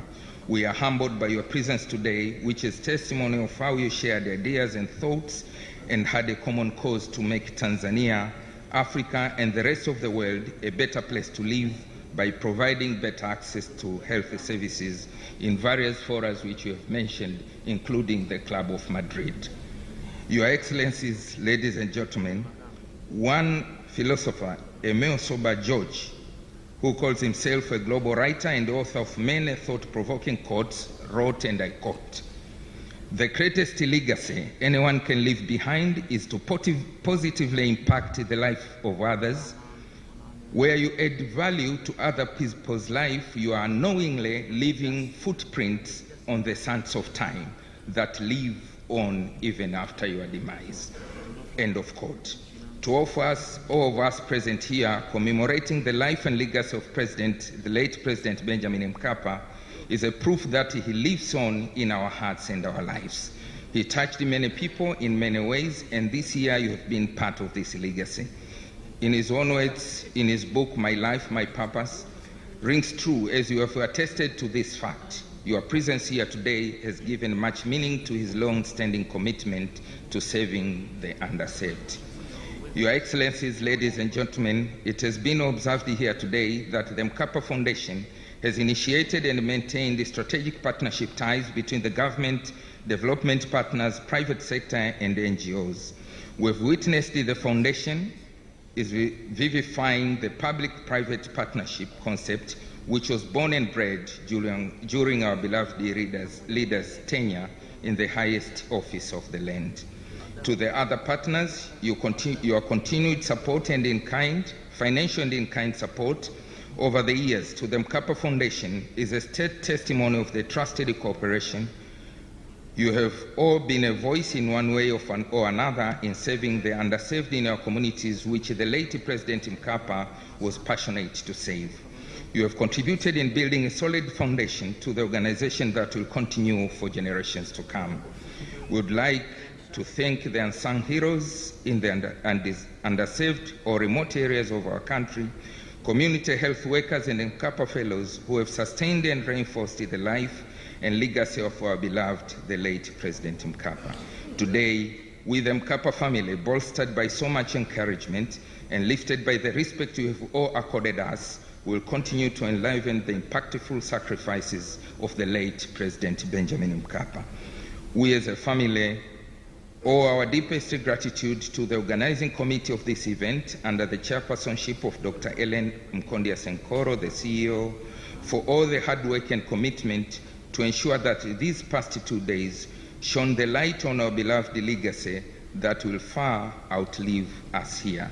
And for you all, for your participation, we say thank you so much. Nimalizie kwa kusema God bless Zanzibar, God bless Tanzania, God bless our leaders. May the soul of our beloved, the late Benjamin William Mkapa, continue to rest in peace. Asanteni sana. Asante sana ndugu Erio kwa salamu za shukrani. Mheshimiwa Rais, tunaelekea mwisho na naomba kwa ruksa yako nitoe matangazo machache kwa sababu sitapata fursa tena ya kuzungumza kabla ya hapa. Ya kwanza kuhusu zoezi la picha. Tunatarajia kuwa na picha kwa maelekezo niliyopatiwa, picha 7.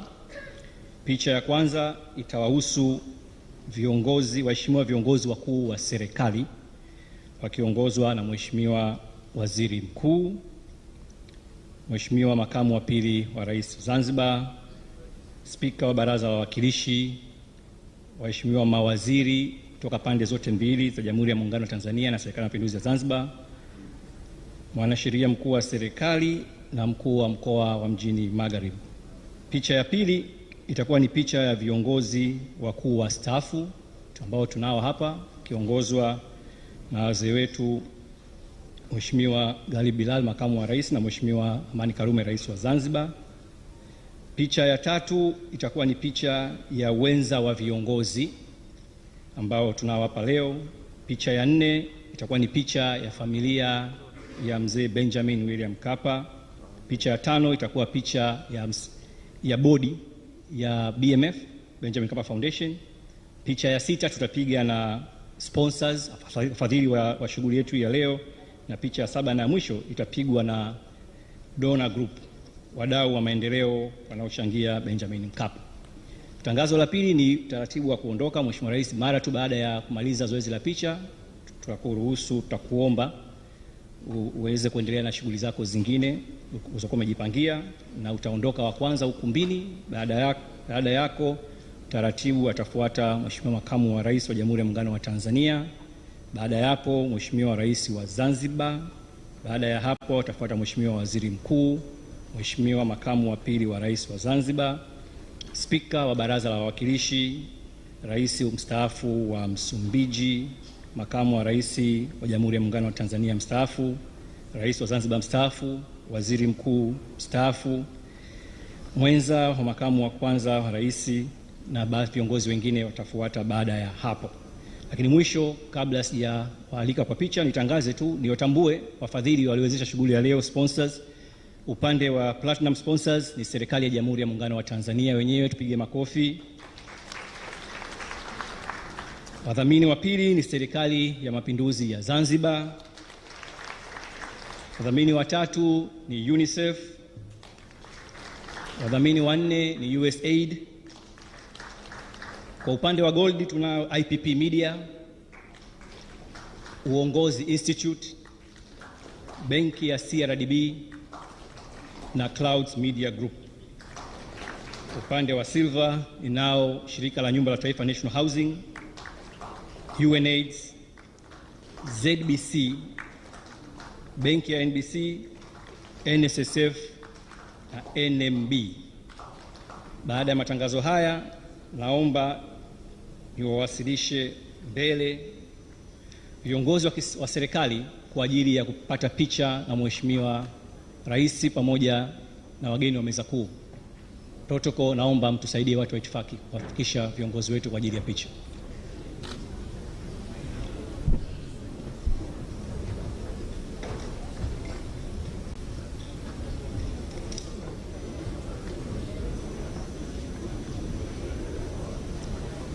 Waheshimiwa mawaziri wa pande zote mbili za muungano, tafadhali.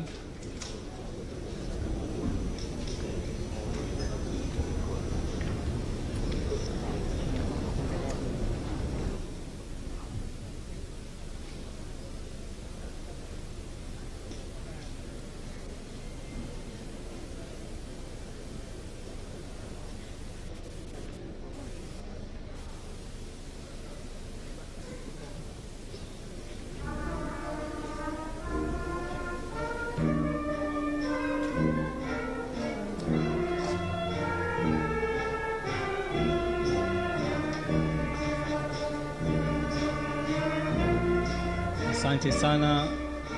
Asante sana waheshimiwa. Sasa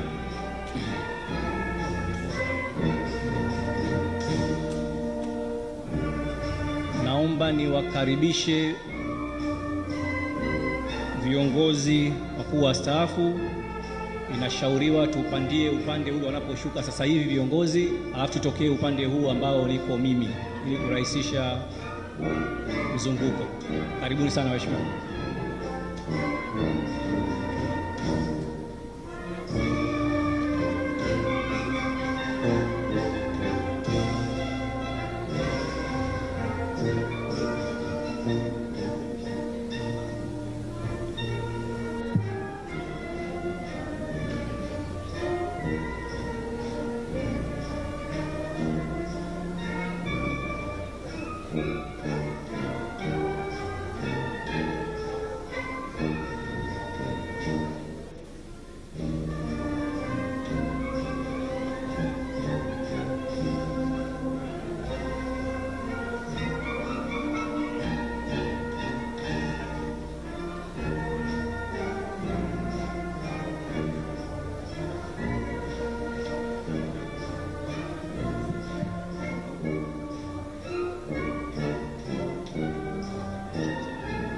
Asante sana. Naomba niwaruhusu waheshimiwa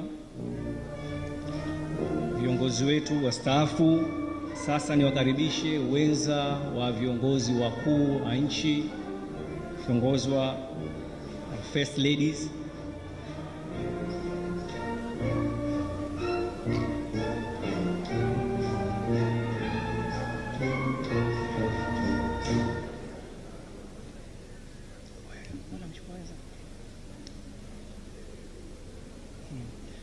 Wenza wa viongozi wakuu wastaafu na walioko madarakani, tafadhali.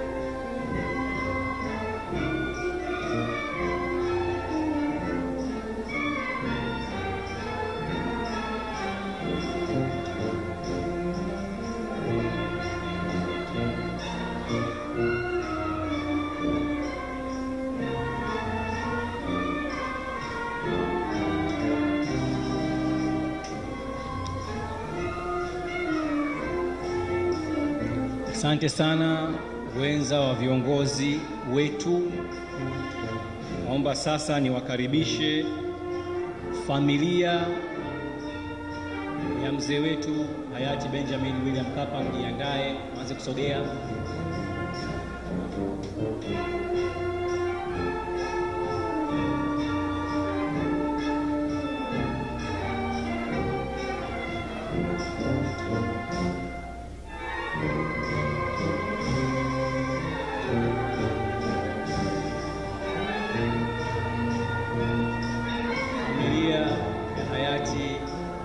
Benjamin William Mkapa, mkaribie.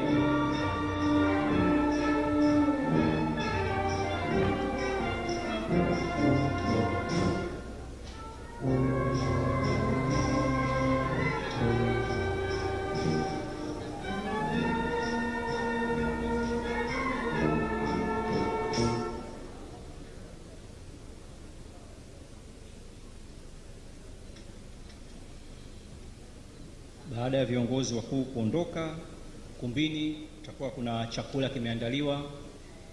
Viongozi wataelekezwa ukumbi wa uhamiaji ulioko sehemu ya hotelini mule, na wageni wengine tutaelekea nyuma kwenye tenti kwa ajili ya kupata chakula cha pamoja. Asante sana familia ya mheshimiwa mpendwa wetu Mheshimiwa Rais Mstaafu Benjamin William Mkapa. Sasa naomba ni walete bodi ya taasisi ya Mkapa. Tafadhali bodi, naomba msogee kwa ajili ya picha.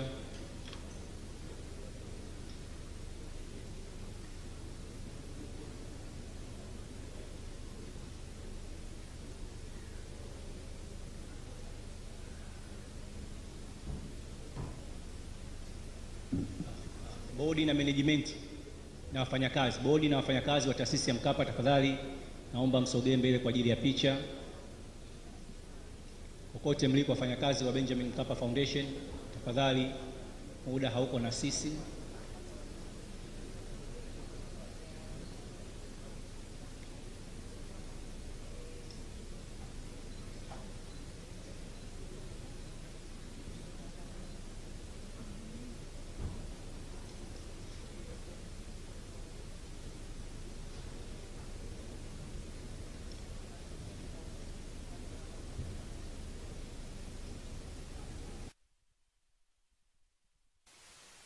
Shukran sana Amina Omar, bila shaka nimekupokea vizuri kabisa. Na mtazamaji wa ZBC hivi sasa, kama ambavyo mwenzangu Amina Omar alikuwa anapitia mawili matatu kwa yale ambayo yalizungumzwa katika hotuba ambayo viongozi wetu wa kitaifa, Rais wa Jamhuri ya Muungano wa Tanzania Mama Samia Suluhu Hassan aliweza kuhutubia katika kongamano hili, lakini pia Rais wa Zanzibar na mwenyekiti wa Baraza la Mapinduzi Dr. Hussein Ali Mwinyi naye pia aliweza kuyazungumza katika kumbukizi ya hayati Rais wa awamu ya tatu wa Jamhuri ya Muungano wa Tanzania mzee Benjamin William Mkapa. Lakini pia kupitia kumbukizi hiyo na mengi tumeweza kuyasikia kutokea basi katika taasisi ya Benjamin Mkapa, taasisi hii ambayo leo hii imekuwa ni faraja kwa Zanzibar kuweza kushuhudia kongamano hili kubwa kabisa la pili likifanyika hapa Zanzibar. Na haya yote ni moja kati ya mambo mazuri ambayo viongozi wetu wamekuwa wakiyashajihisha. Tumemsikia Dr. Hussein Mwinyi amesema kwamba katika kongamano la kwanza ambalo lilifanyika mwaka jana, bila shaka kwa nia dhati kabisa aliweza kuzungumza, akasema kwamba mwaka huu 2022 kongamano la pili la kumwenzi Benjamin Mkapa basi lifanyike Zanzibar. Na leo hii tunaweza kujisifia na kuweza kusadiki kwamba yale yote ambayo aliyazungumza rais wetu Dr. Mwinyi leo hii ndio yamesadiki, na kongamano hili limefanyika hapa Zanzibar na tumeshuhudia basi mengi yameweza kufanikiwa kwa namna moja ama nyingine. Lakini wakati sasa ninazungumza nawe mtazamaji, viongozi wa kitaifa wakati wanaendelea basi na matukio ya upigaji wa picha kule ndani, ni kwamba wakati wote basi viongozi hawa wataondoka hapa kwa mujibu tu itifaki moja baada ya mwingine, na kwa mujibu wa taratibu tu ni kwamba atakayeanza kuondoka hapa ni Rais wa Jamhuri ya Muungano wa Tanzania Mheshimiwa Samia Suluhu Hassan. Baada ya hapo basi pia kwa mujibu wa taratibu atafuatiwa na makamu wa Jamhuri ya Muungano wa Tanzania, makamu wa Rais wa Jamhuri ya Muungano wa Tanzania Dr. Philip Isdori Mpango, lakini pia Rais wa Zanzibar na mwenyekiti wa Baraza la Mapinduzi Dr.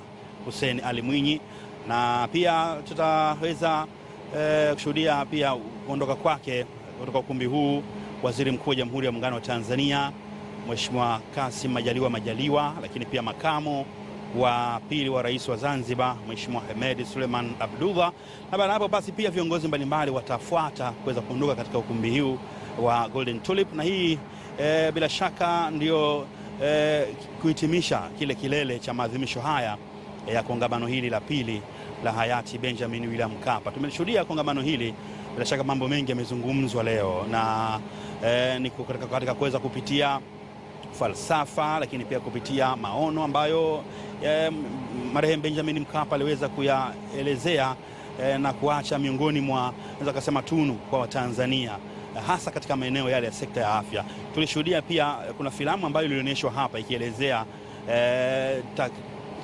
namna ambavyo hii taasisi ya Mkapa ilivyoweza kutoa huduma kwa wananchi, kiangazia katika ngazi zile za vijijini, katika ngazi za wilaya, katika ngazi za mikoa na hatimaye katika ngazi ya taifa. Umekuwa ni mfano wa kuigwa kuona basi taasisi mbalimbali zimekuwa na mchango mkubwa wa maendeleo ya Tanzania, na ndio maana viongozi wetu wakuu wa serikali, Rais wa Jamhuri ya Muungano wa Tanzania Mama Samia Suluhu Hassan, lakini pia Rais wa Zanzibar na mwenyekiti wa Baraza la Mapinduzi Dr. Hussein Ali Mwinyi wamesema kwa pamoja, kwa nia dhati kabisa, ni kwamba wataendelea kushirikiana na taasisi binafsi katika kuleta maendeleo ya taifa letu la Tanzania. Kwa maana hiyo ni kwamba sekta binafsi zina mchango mkubwa sana katika kushirikiana na serikali, hasa kuiletea maendeleo nchi yetu.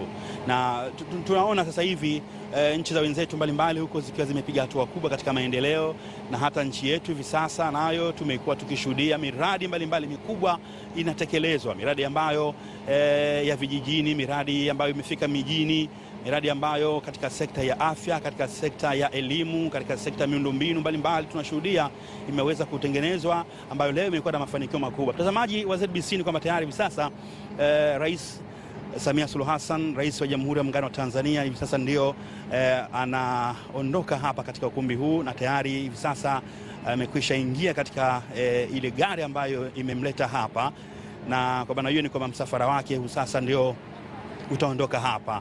Na vile vile basi ameweza kuagana, tuna viongozi mbalimbali akiwemo mkuu wa mkoa Mjini Magharibi Idrisa Kitwana Mustafa, lakini pia mkuu wa wilaya Magharibi B ambayo ndio wilaya mwenyeji ambapo limefanyika kongamano hili ndani ya mkoa huu wa Mjini Magharibi, ikiona pia viongozi mbalimbali akiwepo afisa mtendaji mkuu wa taasisi hii ya Mkapa Dr. Senkoro ambaye naye amekuwa ni ameagana pia naye, na namuona pia pale Rais Samia Suluhu Hassan akiwa anateta jambo na makamo wa Rais wa Jamhuri ya Muungano wa Tanzania Dr. Philip Isdori Mpango. Bila shaka basi hii itatoa nafasi sasa kwa Mheshimiwa Rais kuendelea na shughuli nyingine ambazo kwa utaratibu tu zitakuwa zinaendelea kufanyika bila shaka. Basi hivi ninavyokuambia mtazamaji, kama ambavyo unashuhudia ni kwamba Mheshimiwa Rais Samia Suluhu Hassan sasa basi msafara wake ndio huo unaondoka hapa katika ukumbi huu wa Golden Tulip hapa uwanja wa ndege jijini Zanzibar, kwa maana kwamba tumeshuhudia kongamano hili limefana kwa aina yake pia.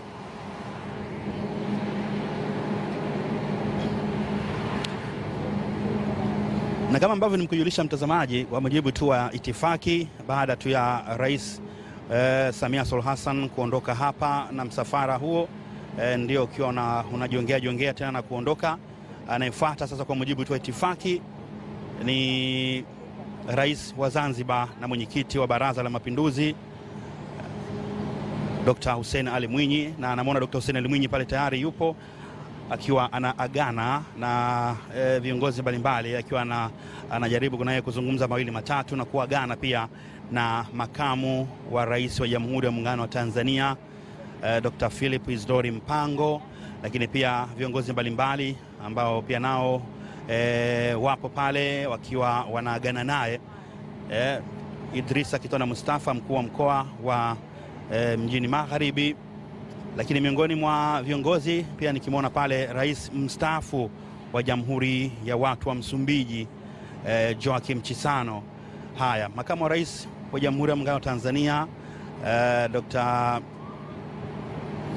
Philip Isdori Mpango basi tayari naye hivi sasa ameshaingia tayari katika gari, na msafara wake nao huo ndio unajiandaa kuweza kuondoka hivi sasa hapa.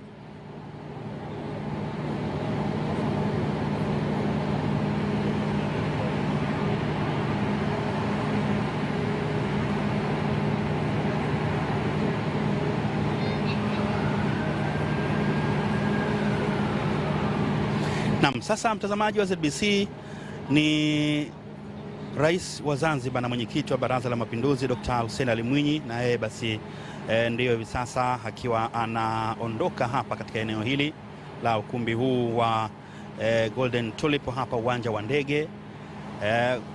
Bila shaka basi na yeye ili kuweza kuendelea na shughuli mbalimbali ama shughuli nyinginezo za majukumu ya taifa ambazo bila shaka kwa mujibu wa ratiba Mheshimiwa Rais atakuwa akiendelea nazo katika kuweza kuwahudumikia wananchi wa Zanzibar kwa ujumla wake.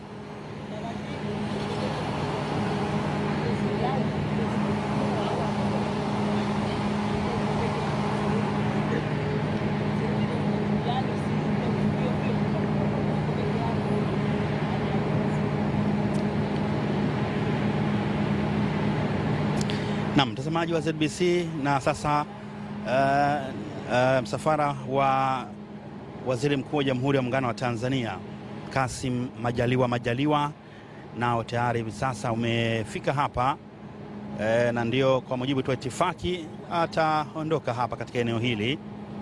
Wakati huo pia Mheshimiwa Majaliwa akiwa na yeye na agana tu na viongozi mbalimbali,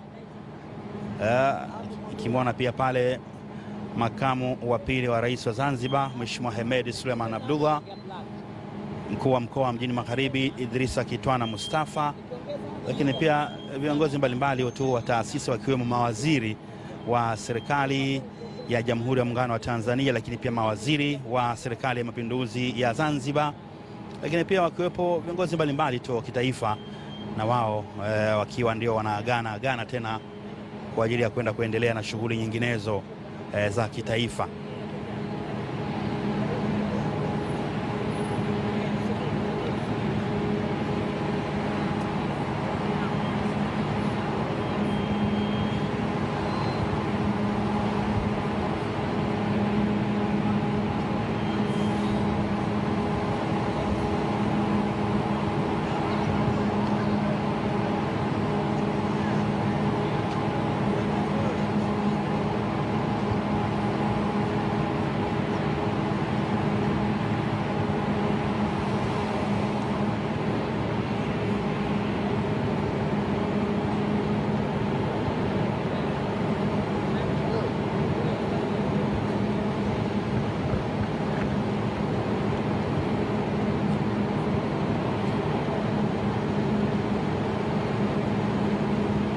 Na mtazamaji wa ZBC, Mheshimiwa Waziri Mkuu wa Jamhuri ya Muungano wa Tanzania Mheshimiwa Kassim Majaliwa naye basi hivi sasa ndio anaingia katika gari tayari kabisa kuweza kuondoka katika viwanja vya ukumbi huu wa Golden Tulip hapa uwanja wa ndege, na baada tu ya kuweza kukamilika kwa shughuli adhimu kabisa leo hii. Tumeshuhudia ni shughuli ambayo imeweka historia kwa Zanzibar na Tanzania. Ni kongamano la pili ile kufanyika hapa visiwani Zanzibar, kongamano la kumbukizi ya hayati Rais wa Jamhuri ya Muungano wa Tanzania Mzee Benjamin William Mkapa, rais wa awamu ya tatu wa Jamhuri ya Muungano wa Tanzania, na msafara wake basi Mheshimiwa Waziri Mkuu ndio unaondoka katika eneo hili kwa sasa, naye basi Waziri Mkuu akiendelea na ratiba ama shughuli zake mbalimbali ambazo kwa mujibu tu wa itifaki zitakuwa zikiendelea. Na sasa atakayeondoka hapa, mtazamaji wa ZBC, ni makamu wa pili wa rais wa Zanzibar Mheshimiwa Hemed Suleiman Abdullah, naye basi hivi sasa ataondoka hapa, nikiona pia viongozi mbalimbali pale akiwa na agana na kuzungumza mawili matatu na mkuu wa mkoa mjini Magharibi Mheshimiwa Idrisa Kitwana Mustafa, lakini pia spika wa baraza la wawakilishi Mheshimiwa Zubair Al-Maulidi, pia nikiona kwa mbali waziri wa nchi ofisi ya makamu wa pili wa rais sera uratibu na baraza la wawakilishi Mheshimiwa Hamza Hassan Juma, na ndio tayari basi hivi sasa makamu wa pili wa rais wa Zanzibar Mheshimiwa Hemed Suleiman Abdullah tayari msafara wake, ule msafara ambao ndio unaondoka hapa katika viwanja hivi vya ukumbi,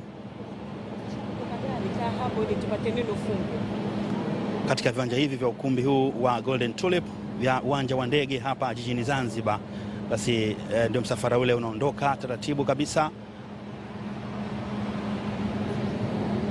Wakati huu ninavyokuambia mtazamaji, kwa mujibu wa itifaki, viongozi mbalimbali wengine wa kitaifa ndio wanaondoka hapa, na pia Mheshimiwa Spika wa baraza la wawakilishi Zubair Al-Maulidi, na yeye basi kwa mujibu wa utaratibu naye ndio sasa zamu yake kuweza kuondoka hapa katika eneo la viwanja hivi vya ukumbi huu wa Golden Tulip hapa uwanja wa ndege.